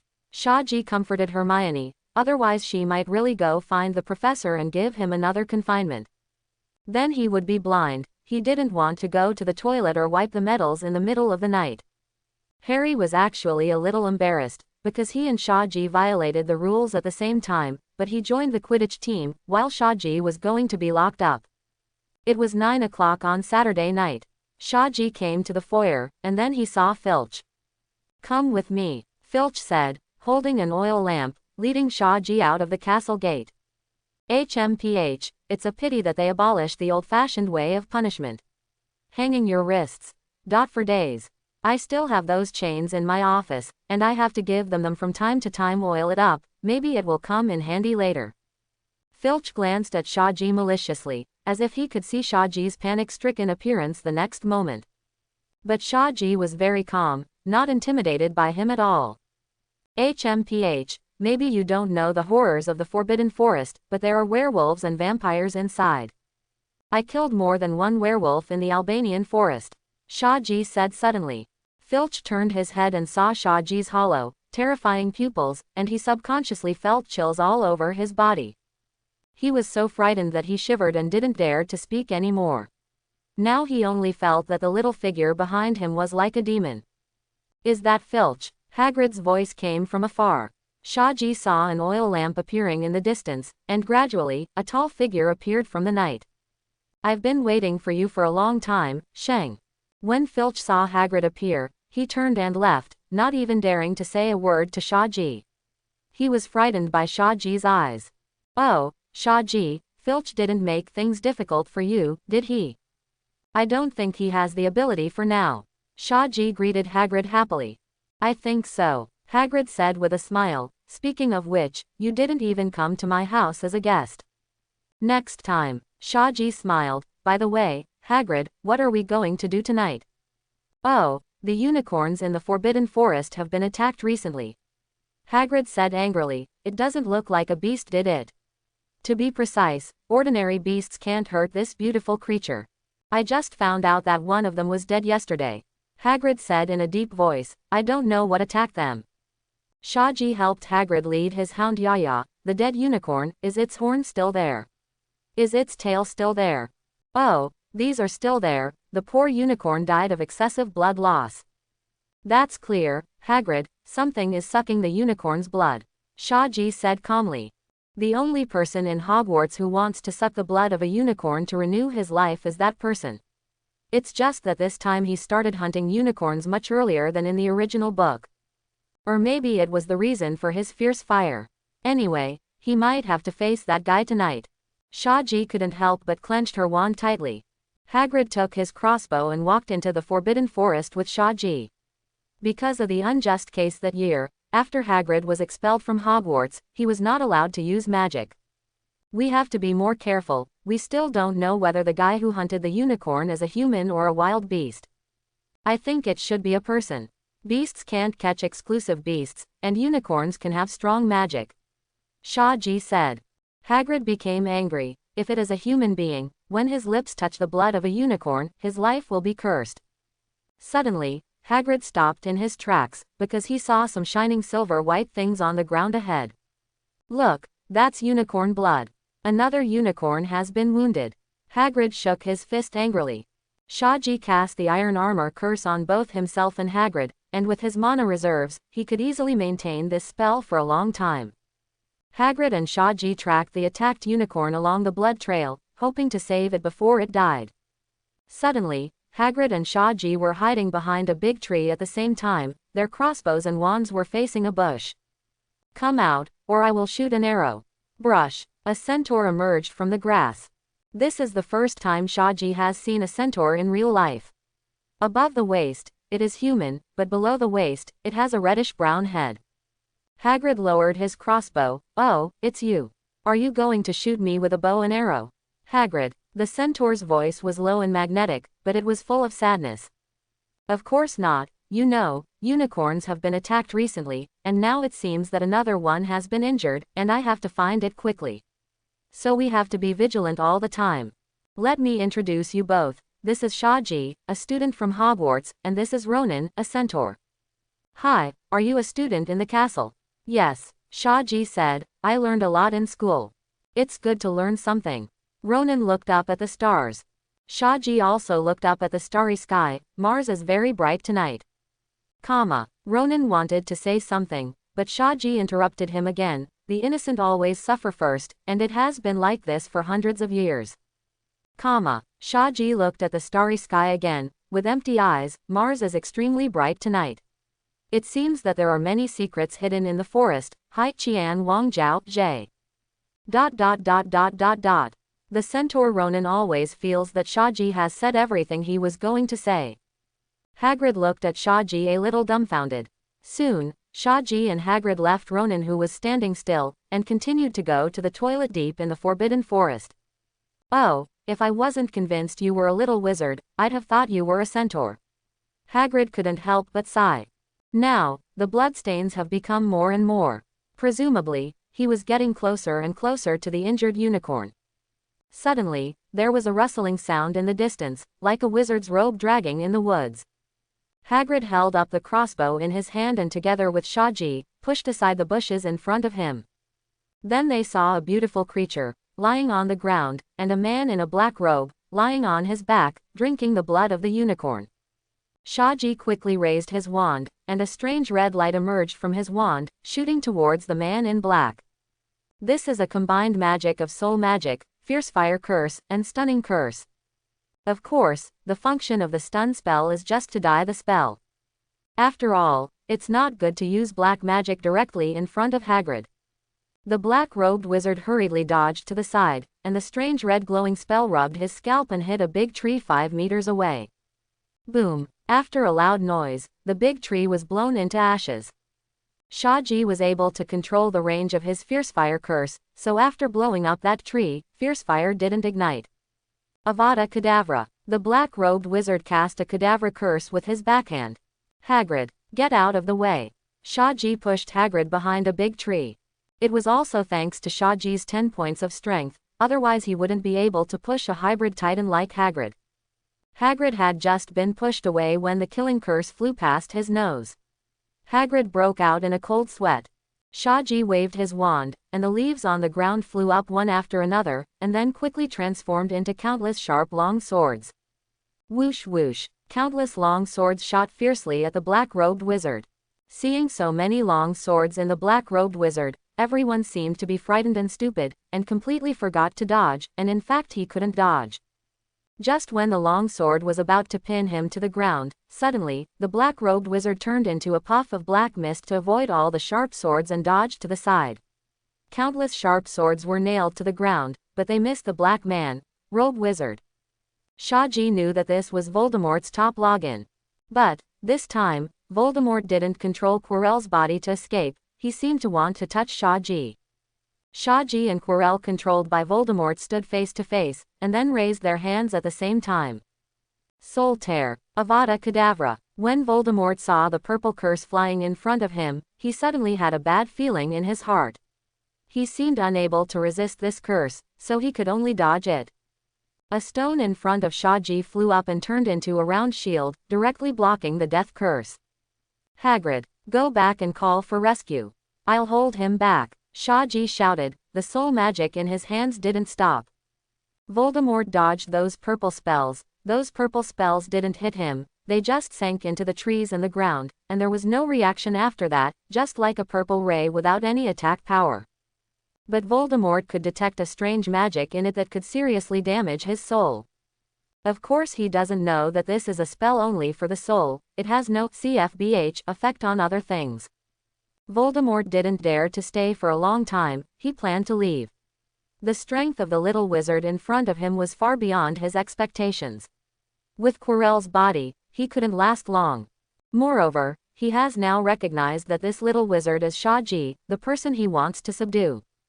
He opened his mouth and spit out a ball of orange flame. The flame turned into a giant snake, and he threw himself at Shaji fiercely, then turned and left. He knew that as long as Shaji studied the notes he gave, he would be able to withstand his fierce fire curse. Shaji waved his magic wand, a dark blue flame flew out from his magic wand, turned into a dark blue fire phoenix, and ruthlessly rushed towards the fire snake. Boom! The two groups of Fiendfire collided with each other, and a huge explosion occurred. Shaji wields the staff and controls the phoenix to collide with the fire snake over and over again. That scene looked extremely gorgeous. Shaji thought that with such a big commotion here, Dumbledore should be coming soon. The fire snake's attack was quickly stopped by the fierce fire phoenix. The end of the curse. Shaji stuck his wand in the ground. Boom! The two Fiendfires in front of them were struggling violently under Shaji's spell, but they were still extinguished by Shaji's 10,000 curse. Originally, it required multiple wizards to cast the joint magic at the same time, and the curse would eventually come to an end, but now Shaji used it alone. After Shaji wiped out the two fiend flames, he found that there was no sign of Voldemort at the scene. Under the raging flames, everything in this area was burned to ashes. Fortunately, Hagrid listened to his words and walked away, otherwise Hagrid would die here. At this time, a human voice came from a distance, and it seemed that Hagrid had encountered rescuers. Shaji felt a headache. The fiery fire was too loud, it was really hard to explain it, explaining it was the most troublesome thing. If you can't explain it, then don't explain it. Shaji saw Dumbledore rushing over in the distance, and closed her eyes resolutely. I fainted. Hagrid followed Dumbledore back here, and then saw Shaji suddenly fell to the ground, his face was pale, and he looked exhausted. Hagrid let out a wail, he thought Shaji was going to die. Oh my god, Shaji has held back such a powerful wizard. How could he have nothing wrong with him? Hagrid felt extremely guilty and annoyed now, he thought he had caused Shaji's death. Dumbledore stepped forward with a solemn face, and gave Shaji a preliminary inspection, and then, his brows relaxed and he started to speed up. It has to be said that Shaji pretended to be very similar, and he temporarily transferred most of his magic power to Moran in his body. So Shaji now looks like she has run out of magic power and is out of strength. Let Hagrid explain the rest. Anyway, Hagrid didn't see himself using the fierce fire curse. At that time, as long as he insisted that he just used the 10,000 curses to end up, and then lost his strength, that would be reasonable. 10,000 curses come to an end, and it is very difficult for a single person to use it, even if there is a silent reserve of magic power. Sure enough, Dumbledore had no doubts. He had always thought that Shaji could only possess such powerful magic power because of the silence in his body. Okay, Hagrid, Shaji just passed out from exhaustion, please help me carry him to the school infirmary. Dumbledore said, turned and walked deep into the woods. He wanted to see if he could still find the Dark Wizard some clues. When Hagrid heard that Shaji was actually not dead, he was very happy, and quickly bent down to pick up Shaji and went to the school infirmary. It's just that he and Shaji didn't pay attention. A faint white shadow entered Shaji's right hand. Naturally, Dumbledore had no way of getting any clues, and the scene was completely burned down. Naturally, it cannot be seen that there are actually two groups of fierce flames colliding. At this time, more and more professors were alarmed and came to the Forbidden Forest to check the situation. When Professor McGonagall saw Shaji being held by Hagrid, and Shaji's artificially drooping hands, Professor McGonagall thought Shaji was gone. Oh, I shouldn't have punished him for confinement in the Forbidden Forest. Professor McGonagall clutched his chest, looking sad. Professor McGonagall, Shaji just passed out from exhaustion, and I'm going to send him to the school infirmary now. Hagrid had to explain quickly. Quirrell is now curled up in pain on the floor of his office. Voldemort fought with Shaji, using his body. Although he drank the blood of the unicorn, Quirrell suffered from severe overdrawing of his vitality. That boy, I must bring him into my camp. Yes, my master. Quirrell's voice was trembling. He's hiding his dark magic, just like I used to be. Yes, just like I used to be. Had to succumb to Bullido's oppression, we're the same people. He will definitely join my side. Oh, it's terrible. At that time, the killing curse was only a little away from my face. If Shaji hadn't pushed me, I would have almost died. Hagrid, still I have lingering fears. In the principal's office, the professors gathered together, listening to Hagrid, talking about what happened tonight.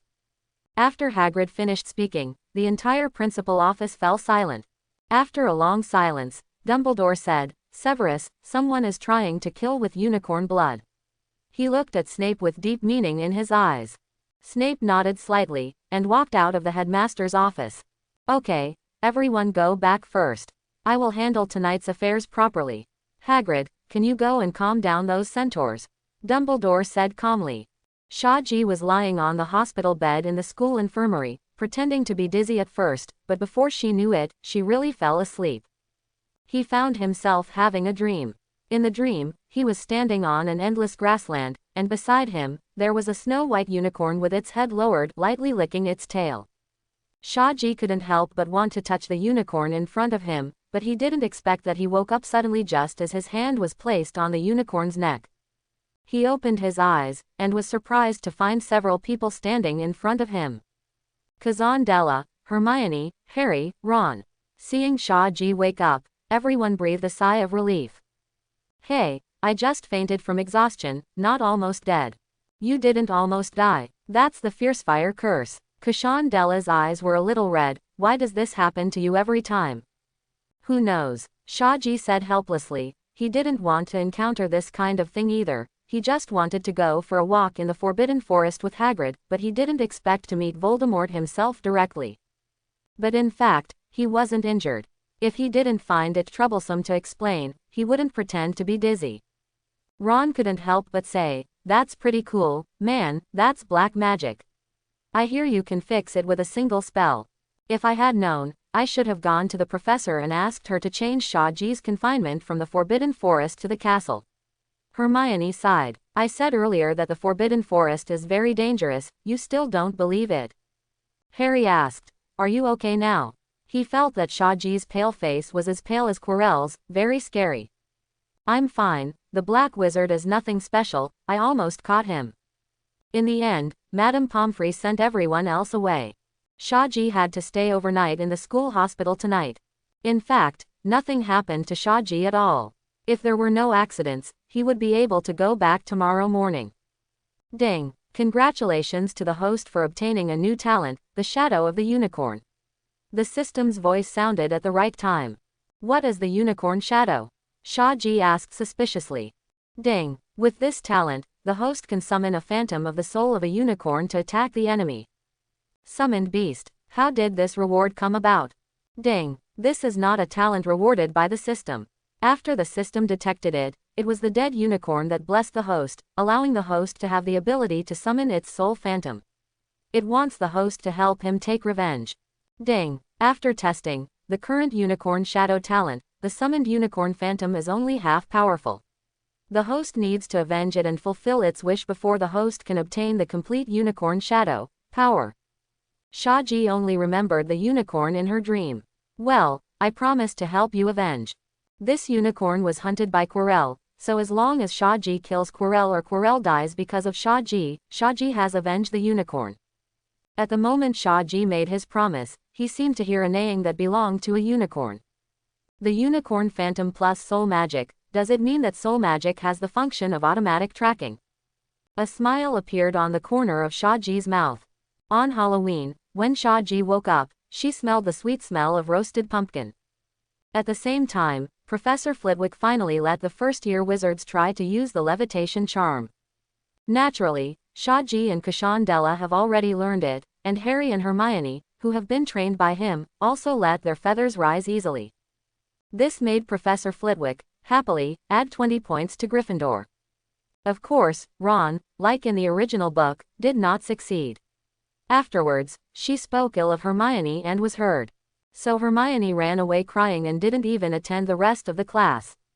Shaji understood this, although Hermione's personality has changed a lot, but the conflict still happened. A big part of it was Ron, who was the most neglected kid in the Weasleys. He has to use the big brother's old wand, wear the big brother's old robes, and even the pets or rats that the big brothers don't want. All of these have created his relatively inferior character. And under this personality, it is easier to feel jealous, and it is easy to vent your anger on the first person who stimulates his sensitive nerves. That person, of course, was Hermione, who was in his group in Charms. It might be okay to change to someone else, but Hermione has always liked to preach to others. Although her attitude is no longer so arrogant, it directly detonated the powder keg. Seeing Hermione running away in tears, Shaji held Harry back. Harry, remember what I said, do your best tonight, I allow you to use those powerful spells tonight. Ah, what? Harry looked at Shaji suspiciously. You mean, I might fight something tonight? Shaji didn't answer, but looked up at the sky for a while. Mars is extremely bright tonight. Harry also looked at the sky, but it's daylight now. When he turned his head, Shaji had disappeared. Of course Shaji knew that Quirrell would release a troll tonight and trap Hermione in the women's bathroom. But Shaji didn't stop this matter. He felt that he had trained Harry for so long, it was time for a little test. He hoped that Hermione and Harry would take out their wands and fight bravely when they encountered trolls. Instead of one hiding and trembling, 10 faithful will rush up and use their wands to blow the trolls' nostrils. The auditorium was decorated in colorful colors. Various Halloween-themed decorations filled the auditorium. Shaji was horrified by the thousands of bats flapping their wings on the walls and in the sky, even though he knew it was all fake. A mountain of delicacies suddenly appeared on the long table, and everyone started to enter the cooking mode. Shaji only looked at the delicious food on the table, thinking in her heart, when should she go to the kitchen to have a look, what's going on with these potatoes with skin on? Troll, in the basement, I thought you should know. Quirrell rushed in, shouting, and collapsed in front of Dumbledore. Everyone was in a terrified mess. Dumbledore calmed everyone down, and then asked the prefects to take the students back to their common room. At this moment, Harry and Ron remembered Hermione. So they decided to go and inform Hermione. At this time, Harry suddenly straightened up what Shaji said to him every day. 347, means that I might fight the trolls tonight. Harry's first feeling was not fear, he felt a surge of blood boiling in his heart. Looking at Harry and Ron who quietly disappeared at the end of the line, Shaji smiled, and he took Kashandela's little hand. Are you interested in seeing the troll with me? Boom! A 12-foot-tall behemoth, wielding a large wooden club, turned the women's room into ruins. Ron was now watching in amazement as Harry and Hermione waved their wands, casting powerful spells he had never seen before. Bones to pieces. Thunderbolt explosion. Go! Harry found that although his magic power was good, the damage to trolls was not as great as expected. The giant monster's gray skin like yellow granite is not so resistant to magic spells. Harry knew that he was no match for the troll, and the spell attacks again and again were just to add some skin trauma to the giant, and then irritated by the way they fight and retreat, but the giant monster looks huge, and the speed of sprinting is still faster than them. Ron saw that the two people in front were fighting hard, but he couldn't help him, so he felt very uncomfortable. The giant rushed up, and the big wooden stick in his hand was a sweep. The three fell down and barely avoided the blow. But Harry's wand was also blown away by the blow, and Hermione alone couldn't resist the troll. The three of them backed away, looking at the troll walking slowly, dragging the stick, feeling hopeless in their hearts. It's over, they will definitely be unable to resist the giant monster's next blow. Hermione felt her body tremble violently. She had forgotten her fear in the battle just now, but when she was powerless to resist, fear came quietly. She backed away slowly, her eyes full of horror. Suddenly, she felt her back being gently pressed by a person's palm. "Fear not, you have done a good job." The gentle words passed into the ears of the three people, making people feel like a spring breeze. They turned their heads quickly and saw Shaji and Kashandela. The troll found that there were two more little bean dings on the opposite side, and it felt that it was being provoked. It roared and waved its big stick, and rushed up. Kashandela took a step forward, and a brilliant bolt of lightning shot from her wand. Hit the running troll hard. The giant was stunned by the lightning, and its body was repelled several steps, its chest was scorched black. The giant monster became more and more angry, it roared and rushed up again. Shaji stepped forward slowly, flicked his wand lightly, and the ground began to crumble immediately. 3 stone titans about the size of the troll crawled out of the crack. After seeing the giant monster, they roared silently and rushed towards the giant monster. The giant swung a stick in horror, and knocked off the head of a stone titan, but the stone titan didn't fall down, and still ruthlessly rushed towards the giant. Even though the giant monster was extremely powerful, it was still crushed to the ground by the 3 stone titans, and no matter how hard it struggled, it couldn't stand up. Shaji came over, waving the wand casually in his hand, as elegant as if he was conducting an orchestra. The broken stones on the ground flew up one after another, floating around him, and twisted into sharp silver swords. Whoosh whoosh, countless sharp swords shot out one after another, piercing deeply into the giant monster's body. The giant monster struggled and roared in pain, but when several sharp long swords pierced its skull at the same time, it finally stopped struggling. The 3 of Harry were stunned. The battle was so elegant. After killing the troll with ease, even his clothes weren't dirty. And the 3 of them fought with the troll for a long time. They were covered in dirt and embarrassed, and almost died in the hands of the troll. Shaji put away her wand, when hurried footsteps came from afar. The commotion just now was enough for the people downstairs to notice what happened here. Professor McGonagall appeared first at the end of the corridor, with Snape and Quirrell behind her. The pale-faced Quirrell glanced at the giant monster full of sharp swords on the ground, and looked at Shaji in fear. He was almost nailed to death in the Forbidden Forest by Shaji using this trick. He sat down and fell to the ground, sobbing feebly. He didn't know whether he was afraid of Shaji, or he was afraid of the punishment his master would bring to him for failing to complete the task. Snape looked in shock at the giant hedgehog stuck on the ground, and then looked deeply at Shaji with wary eyes. Who else is capable of doing this, except Shaji? Snape looked at Shaji with shock in his eyes. He didn't expect Shaji to have such an accomplishment in transfiguration in addition to his amazing talent in black magic. When he grows up, who else can check and balance him? If he really goes astray in the future, then the whole world will tremble under his feet. Dumbledore, you're playing with fire. What the hell are you playing? Why don't you just stay in the dormitory? Please don't do this, Professor McGonagall, they're looking for me. Hermione spoke weakly from the side, intending to take all the responsibility on herself. Actually, Hermione happened to go to the bathroom just now, so she didn't hear the announcement of the troll. Harry and Ron wanted to inform Hermione to go back to the common room. Shaji interrupted Hermione, and in the process of notifying Hermione, they happened to encounter the troll, and there was no time to call someone. As for me, I saw Harry and the others sneaking away. I was afraid that they would be in danger, so I followed them. Professor, you know me. I can still deal with trolls. Shaji spread his hands. Professor McGonagall looked at Kashandela again, and Kashandela spread her hands like Shaji. Professor, you know me, I will go wherever he goes. Professor McGonagall. Professor McGonagall looked at the giant monster on the ground who was obviously defeated by transfiguration, and wanted to get angry at Shaji, but he couldn't. Thinking about it, Bian Ran was a little proud. Well, if that's the case, you've each earned 5 points for Gryffindor. Not many first years can take on a full-grown troll. I'll tell Professor Dumbledore about it. If you are not hurt, go back to Gryffindor Tower, your classmates are all trying to have a Halloween dinner in their houses now. Taking advantage of Snape's lack of reaction, Professor McGonagall directly gave his own school a wave of points, and then quickly sent everyone away, lest Snape find another excuse to deduct points. But now Snape, still immersed in deep worry, didn't notice Professor McGonagall's little trick. He decided to have a good talk with Dumbledore. There's nothing more emotionally charged than battling a troll together. After this time, the three of Harry really became friends. Hermione was no longer like before, always talking about the school rules. Harry's Quidditch practice has increased recently, as he will soon be playing his first Quidditch match. Gryffindor's classmates are also preparing for the day's competition.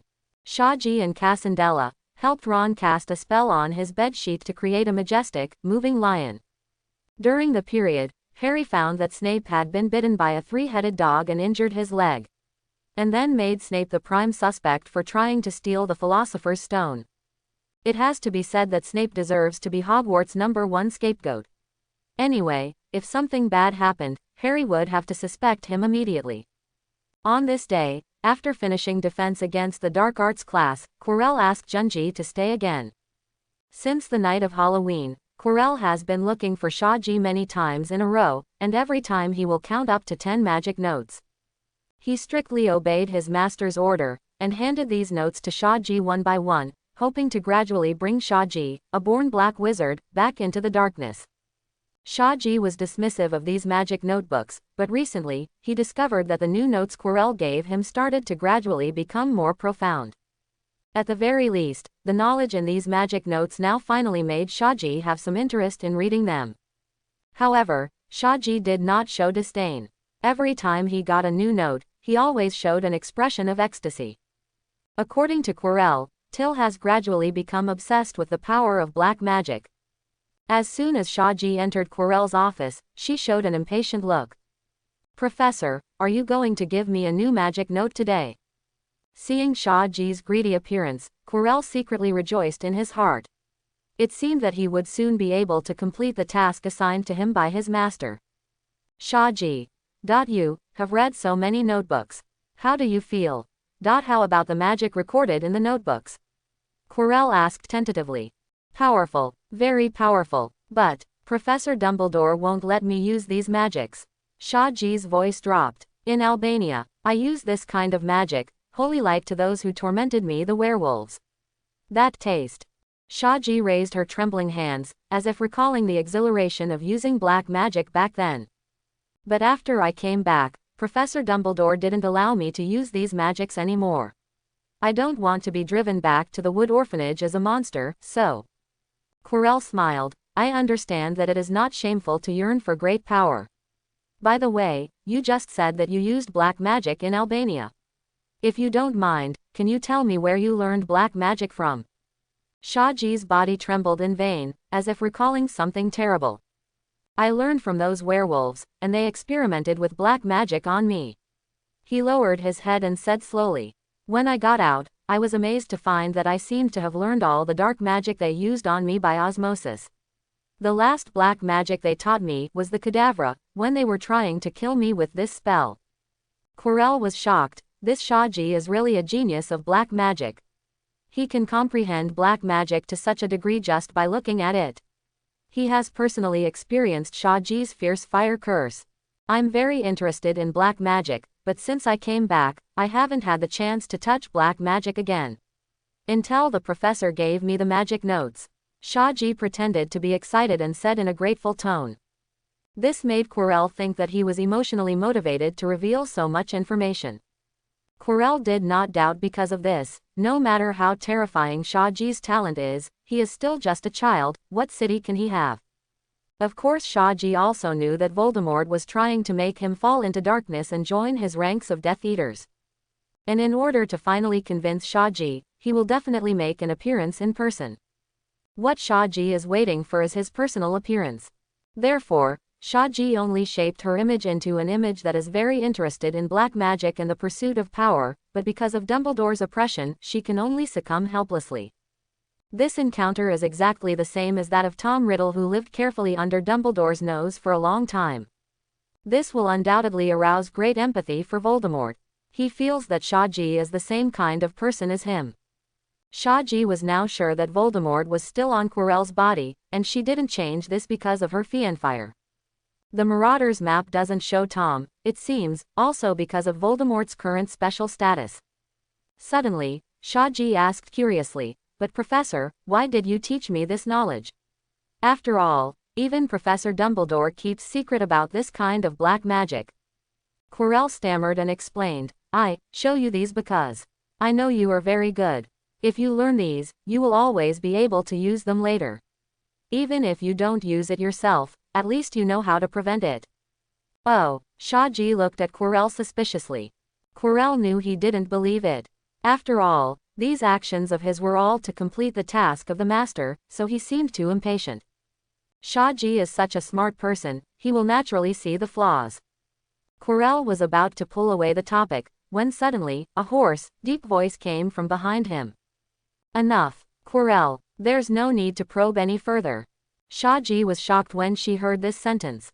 He was really shocked. Shaji knew that Voldemort would appear in front of him sooner or later, but he didn't expect it to be so early.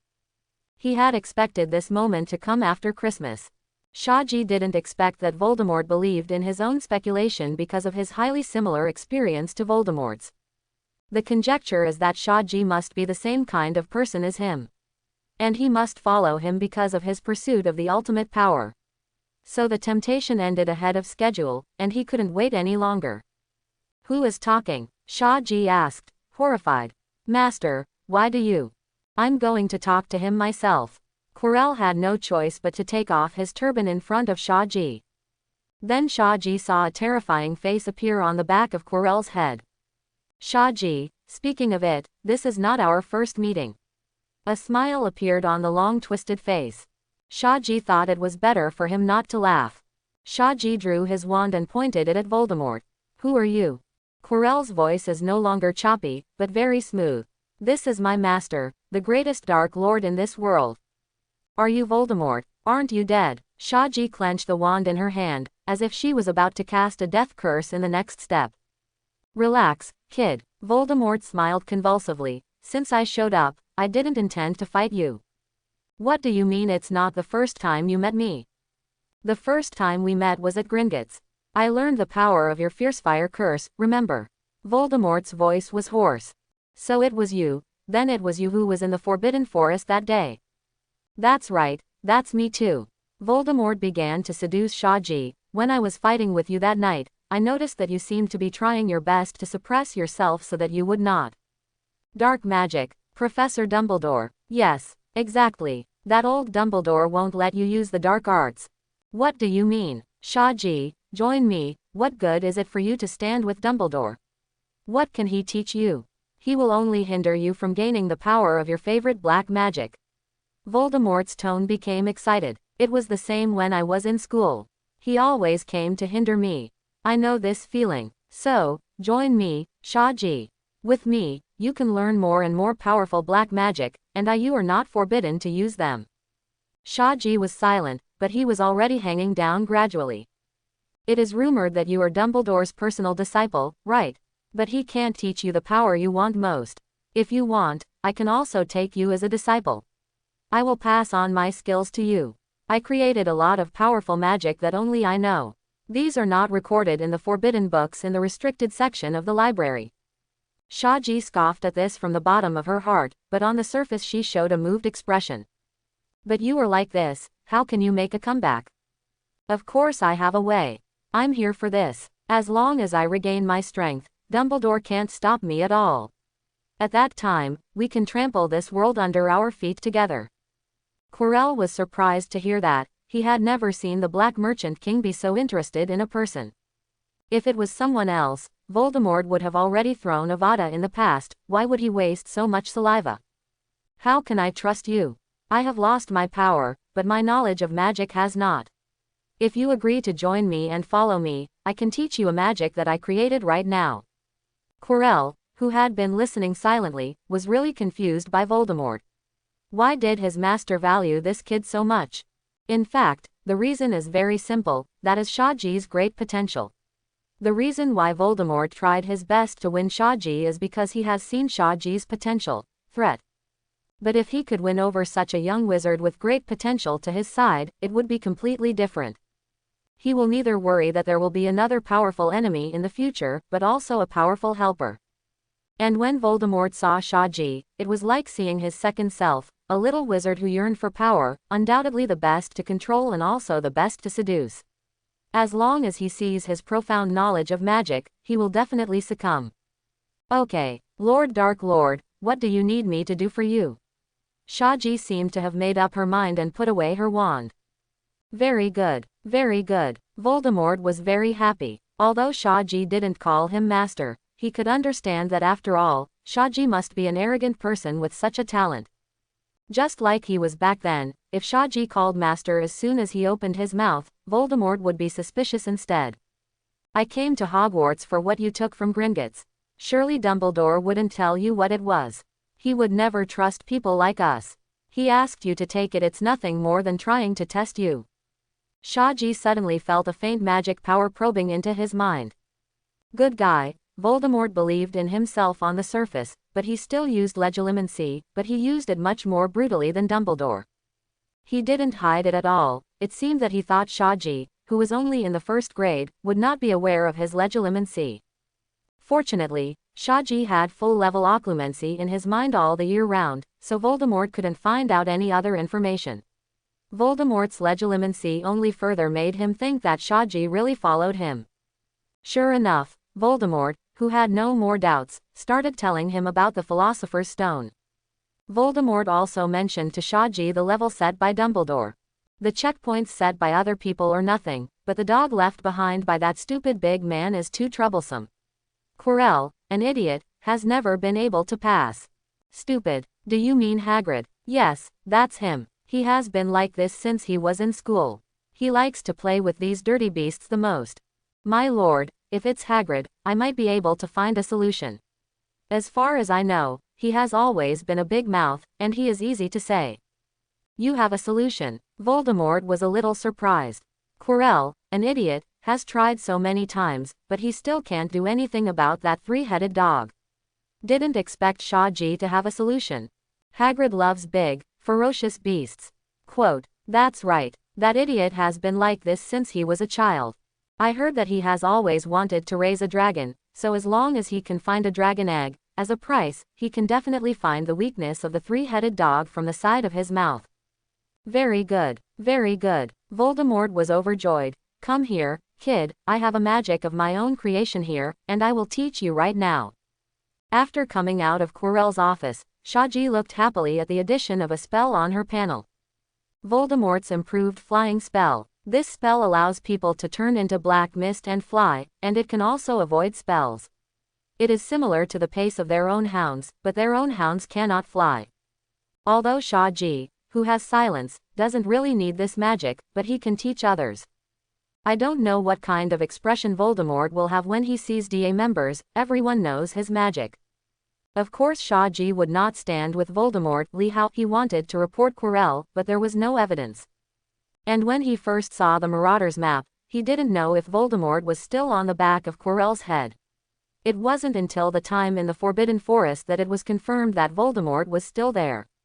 Shaggy originally planned to spoil Dumbledore directly on the grounds that she knew divination after she was ready. That's why he revealed to Dumbledore earlier that he knew divination. But since Quirrell took the initiative to deliver it to her door, Shaggy was not in a hurry. Because of this, Shaggy even got a lot of benefits from Voldemort. Shaggy didn't like those magic notes, but others could still study them. Shaji didn't stop all the way, and went straight to the 8th floor, iced lemon juice. In the principal's office, Dumbledore smiled and looked at Shaji, who came to him suddenly. What's the matter, Shaji? Professor, I report, Voldemort is attached to the back of Professor Quirrell's head. Dumbledore is tasting his favorite lemon sherbet. After hearing Shaji's words, he stopped immediately. He suspected that he was too old, so he heard it wrong. Shaji, what did you say? Can you say it again? Professor, I report that Voldemort is now on the back of Quirrell's head. Dumbledore made sure he heard right this time. He stood up immediately, as if he wanted to rush out of the door, but he stopped suddenly. He said to one of the portraits on the wall, Phineas, can you call me Severus? The white-bearded old man who had been stunned in the portrait immediately disappeared from the frame. Dumbledore sat back in his seat, looking serious. Can you tell me how you found out? Did Voldemort find you? Dumbledore actually thought that Shaji saw it by accident. If Voldemort noticed Shaji peeping, then he knew he was going to be exposed, and he might do some crazy things in school. This was something Dumbledore absolutely didn't want to see. Actually, Quirrell took off his turban right in front of me, revealing the face on the back of his head. Shaji turned pale. That face claimed to be Voldemort. He wants me to join him. Professor, I'm sorry, I didn't know what the consequences would be if I did it directly, so I didn't choose to do it. Instead, I chose to join him. Shaji said. Of course, this is just my pretending to agree, just to get away. Dumbledore breathed a sigh of relief. It's a good thing you didn't choose to do it, Shaji. You can't be Voldemort's opponent, although he's willing to walk now and loses a lot of strength. You made the right choice. Quote, Dumbledore paused, then suddenly continued. Also, I have to thank you, Shaji. Thank you for not actually joining him, but coming to me directly after getting away. Dumbledore's eyes were full of relief. He really didn't want another student of his to go astray. If I were you, I wouldn't just believe his nonsense, Dumbledore. Snape came. He stared at Shaji vigilantly with empty eyes. How could you hide from the Dark Lord under his nose? You were lying. You mean legilimency, right? I learned occlumency right away when I learned about the magic of legilimency. No one wants their brains to be browsed at will, Shaji said calmly. In his mouth, learning the profound magic of occlumency is as simple as eating. Really? Then please tell me, why would the Dark Lord risk exposing himself in order to recruit you? Snape said each word, with a dangerous gleam in his eyes, as if a bad answer, he would draw out his wand and open Shaji's head without a trace. Because I have fought against him more than once, and in the process of fighting him, I had to use some black magic, so he told me that I am like him. He thinks I will join him in order to learn the dark arts. Aren't you really going to join him because of the pursuit of ultimate power? I doubt it. If I pursue power, do I have to join him? Professor Dumbledore is the greatest wizard of this century. I can also learn a lot from him. Why must I join Voldemort? Shaji said angrily. I am different from Voldemort. I have friends. I have people I care about. Why do you think that I will abandon the people I care about and devote myself to studying black magic with a dying black wizard? In my heart, people I care about are better than black magic. What extreme power is 1,000,000 times more important? Snape's face turned pale immediately, as if he had suffered a 10,000-point critical blow in his heart. If I had thought like him back then, for Lily, giving up those black magic and making friends with those people, would Lily be with me in the end? Is she still alive until now? His lips trembled slightly, and he could no longer speak. Well, Severus, if Shaji really went to Voldemort, there's no need for him to come here to find me. Professor Dumbledore, let's notify the Aurors immediately. We will besiege together and we will definitely wipe out Voldemort. Dumbledore sighed. Actually, that's what bothered me. He has an evil magic, and there's no way, CFBE, to kill him completely until we crack his evil magic. Shaji knew that Dumbledore was talking about Voldemort's Horcrux. Dumbledore had known for a long time that Voldemort made Horcruxes, but he never knew how many he had made. Actually, I've always known there was something wrong with Quirrell, especially since he came back from the Albanian forest. So I kept Severus watching him. Professor, you knew from the beginning that Voldemort was attached to the back of Quirrell's head. No, I only found out today. I just thought that Quirrell had become his minion. I didn't know that Voldemort came to Hogwarts with Quirrell. Then what should we do now? We can't just let him stay at school. And I've promised him to join them. If Voldemort orders me to do something. That's right, we can't keep Voldemort in the school. Although there is no way to completely eliminate him, there is always a way to delay his recovery. Dumbledore stood up, with a strangely shaped wand in his hand. Shaji only knew that this was the famous Elder Wand, and Dumbledore was planning to make a cruel move. Shaji was also a little surprised. At first he thought that Dumbledore knew that Quirrell had Voldemort on the back of his head. But now it seems that Dumbledore really doesn't know. Because when he knew that Voldemort had sneaked into the school, he immediately planned to kill him. From this point of view, Dumbledore would never tolerate Voldemort's presence in school. Professor, Voldemort told me that he sneaked into the school just to get the Philosopher's Stone back to life. He told me that except for Hagrid's big dog, it is not difficult for him to pass other levels. Shaji then asked curiously, so, Professor, it is the safest thing to hide the Sorcerer's Stone on your body. Why did you set up a checkpoint and put the Sorcerer's Stone at the bottom of the level? Doing so, isn't that giving Voldemort a chance? Once Hagrid's big dog is dealt with by him, the Philosopher's Stone will be given away for nothing. Dumbledore sighed. That's actually a trap I set for Quirrell, because we only suspected that there was something wrong with Quirrell, but there was no evidence. If he really stepped into the bottom line, it would be self-inflicted. And, I put the Philosopher's Stone at the end of the stage as also fake. But even if it is a fake Philosopher's Stone, it is not so easy for him to get it, because I set up a trick at the end of the stage. So, Shaji secretly said that as expected of the principal, the routine is deep. So in the original book, what Harry got was actually a fake Philosopher's Stone, but Dumbledore didn't tell Harry.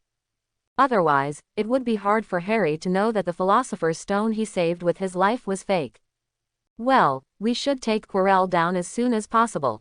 Dumbledore stood up. Shaji also stood up, fighting with the wind, beating dogs in the water and so on, which was his favorite. Ding. The system has detected that Voldemort wants to recruit hosts, and now we are dispatching guests. The corners of Shaji's mouth twitched. Your sting is somewhat inappropriate. I'm ready to fight. What do you want to do with the system? Ding. Please persuade the host to persuade Dumbledore to allow you to join Voldemort's camp as a spy and gain Voldemort's trust. No, Shaji directly refused. What should I do with nothing to do, and go to Voldemort to be a spy? Wouldn't it be good to leave this kind of work to the bitter and vengeful Professor Snape? It's not that he thinks this matter is dangerous, because even if it's Voldemort in his prime, Shaji is not afraid now. It's that Voldemort never trusts anyone. So there's no way this mission can be done. Ding. As long as the host reaches the level of trust that Snape has with Voldemort, it's fine. No, Shaji still refused. After all, this matter is too much trouble, and it takes a lot of brain cells. Shaji just wants to lie flat now, tease Della every day, and tease Hermione, isn't it good? Ding. The mission is successful. Reward the druid talent and a fire phoenix. Shaji's eyes lit up all of a sudden. Ding. With druid talent, the host will become the darling of nature, and all animals or magical animals will feel close to you. Ding. After the host completes the task, he will be recognized by a fire phoenix and sign a contract with her. She will be passed down from generation to generation in your family. Shaji gasped. This reward, Shaji can only say, ruthless, too ruthless. The druid talent is fine, he is actually not interested. But, phoenix, he will be favored by a phoenix. And passed down from generation to generation. Isn't it about earning Voldemort's trust to the extent that Snape did? This thing can be done. And there's absolutely no, 3 years later and 3 years later. Although Shaji struggled with the system in his head for a long time, in reality it only took a few seconds. Professor, Shaji suddenly called to Dumbledore who wanted to go out. What's the matter? We should drive Voldemort out of the school right now. Dumbledore said to get out, because of the Horcrux problem, he couldn't kill Voldemort's remnant soul. There was no way to catch him. You just said that as long as his evil magic is not solved, then he can never be killed, right? Hey, yeah. And right now, I don't have a clue about that. How about, let me try it. Shaji suddenly raised her head, with a flash of determination in her eyes. What do you want to do? I want to join Voldemort's camp. Shaji looked at Dumbledore firmly. Only by joining them will I have a chance to know how to solve that evil magic. Shaji said so, but his purpose was only to gain Voldemort's trust. He already knew about the Horcrux. It also happened to take this opportunity to spoil Dumbledore's information on the Horcrux and completely kill Voldemort. It's just that Harry also accidentally became a Horcrux. It's a bit of a brainstorm, but it can be solved anyway. As soon as Shaji said the words, the whole headmaster's office fell silent. Dumbledore and Snape both looked at Shaji quietly. No, this is too dangerous. Dumbledore immediately refused after recovering. You are only in the first grade this year. There is no reason for you to complete 10 impossible tasks. Exclamation mark quote. It can't be done at all. I don't understand. Shaji continued, because I'm only in the first grade, Voldemort won't doubt me so easily. Who would believe that an 11-year-old wizard would dare? How about acting as an undercover agent in front of the devil? No, if anything happens to you. Quote, I'm an orphan, Professor, so even if I die. No, Shaji, you are not alone. You think of your friends. Your professors.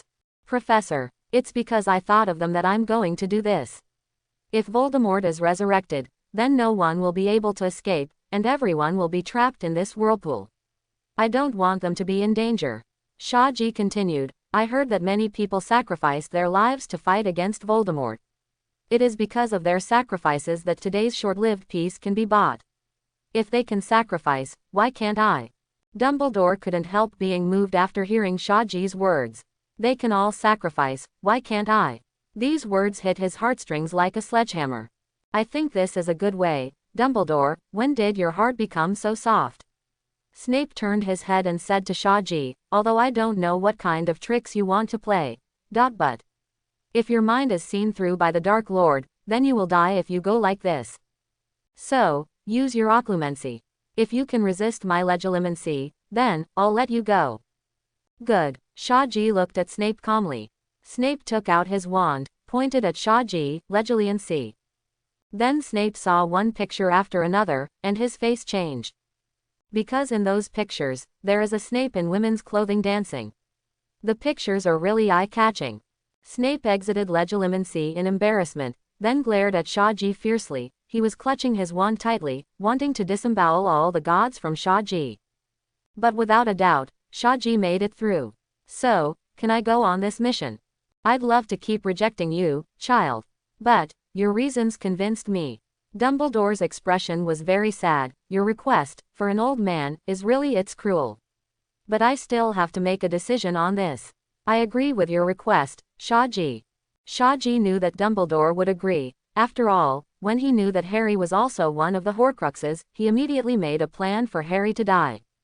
Although in that plan, Harry would not really die, but if there was even the slightest mistake, then Harry would still die, which was very risky. Shaji didn't know if he was in the same mood when he made that plan. Dumbledore is a person who pays attention to the overall situation, and he even arranged for his own death when the need arises.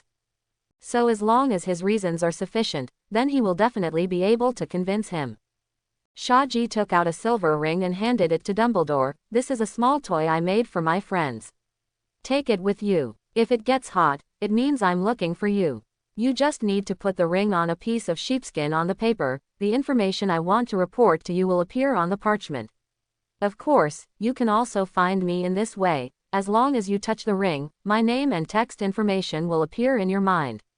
Then the ring on my side is also can receive information. Well, with this, your safety is somewhat guaranteed. I can also locate you through this ring. Dumbledore took a closer look at the ring. So what do you want to do next? Snape said coldly from the side. The first step, of course, is to initially gain Voldemort's trust. However, this depends on your help. I hope everyone will support it and subscribe more.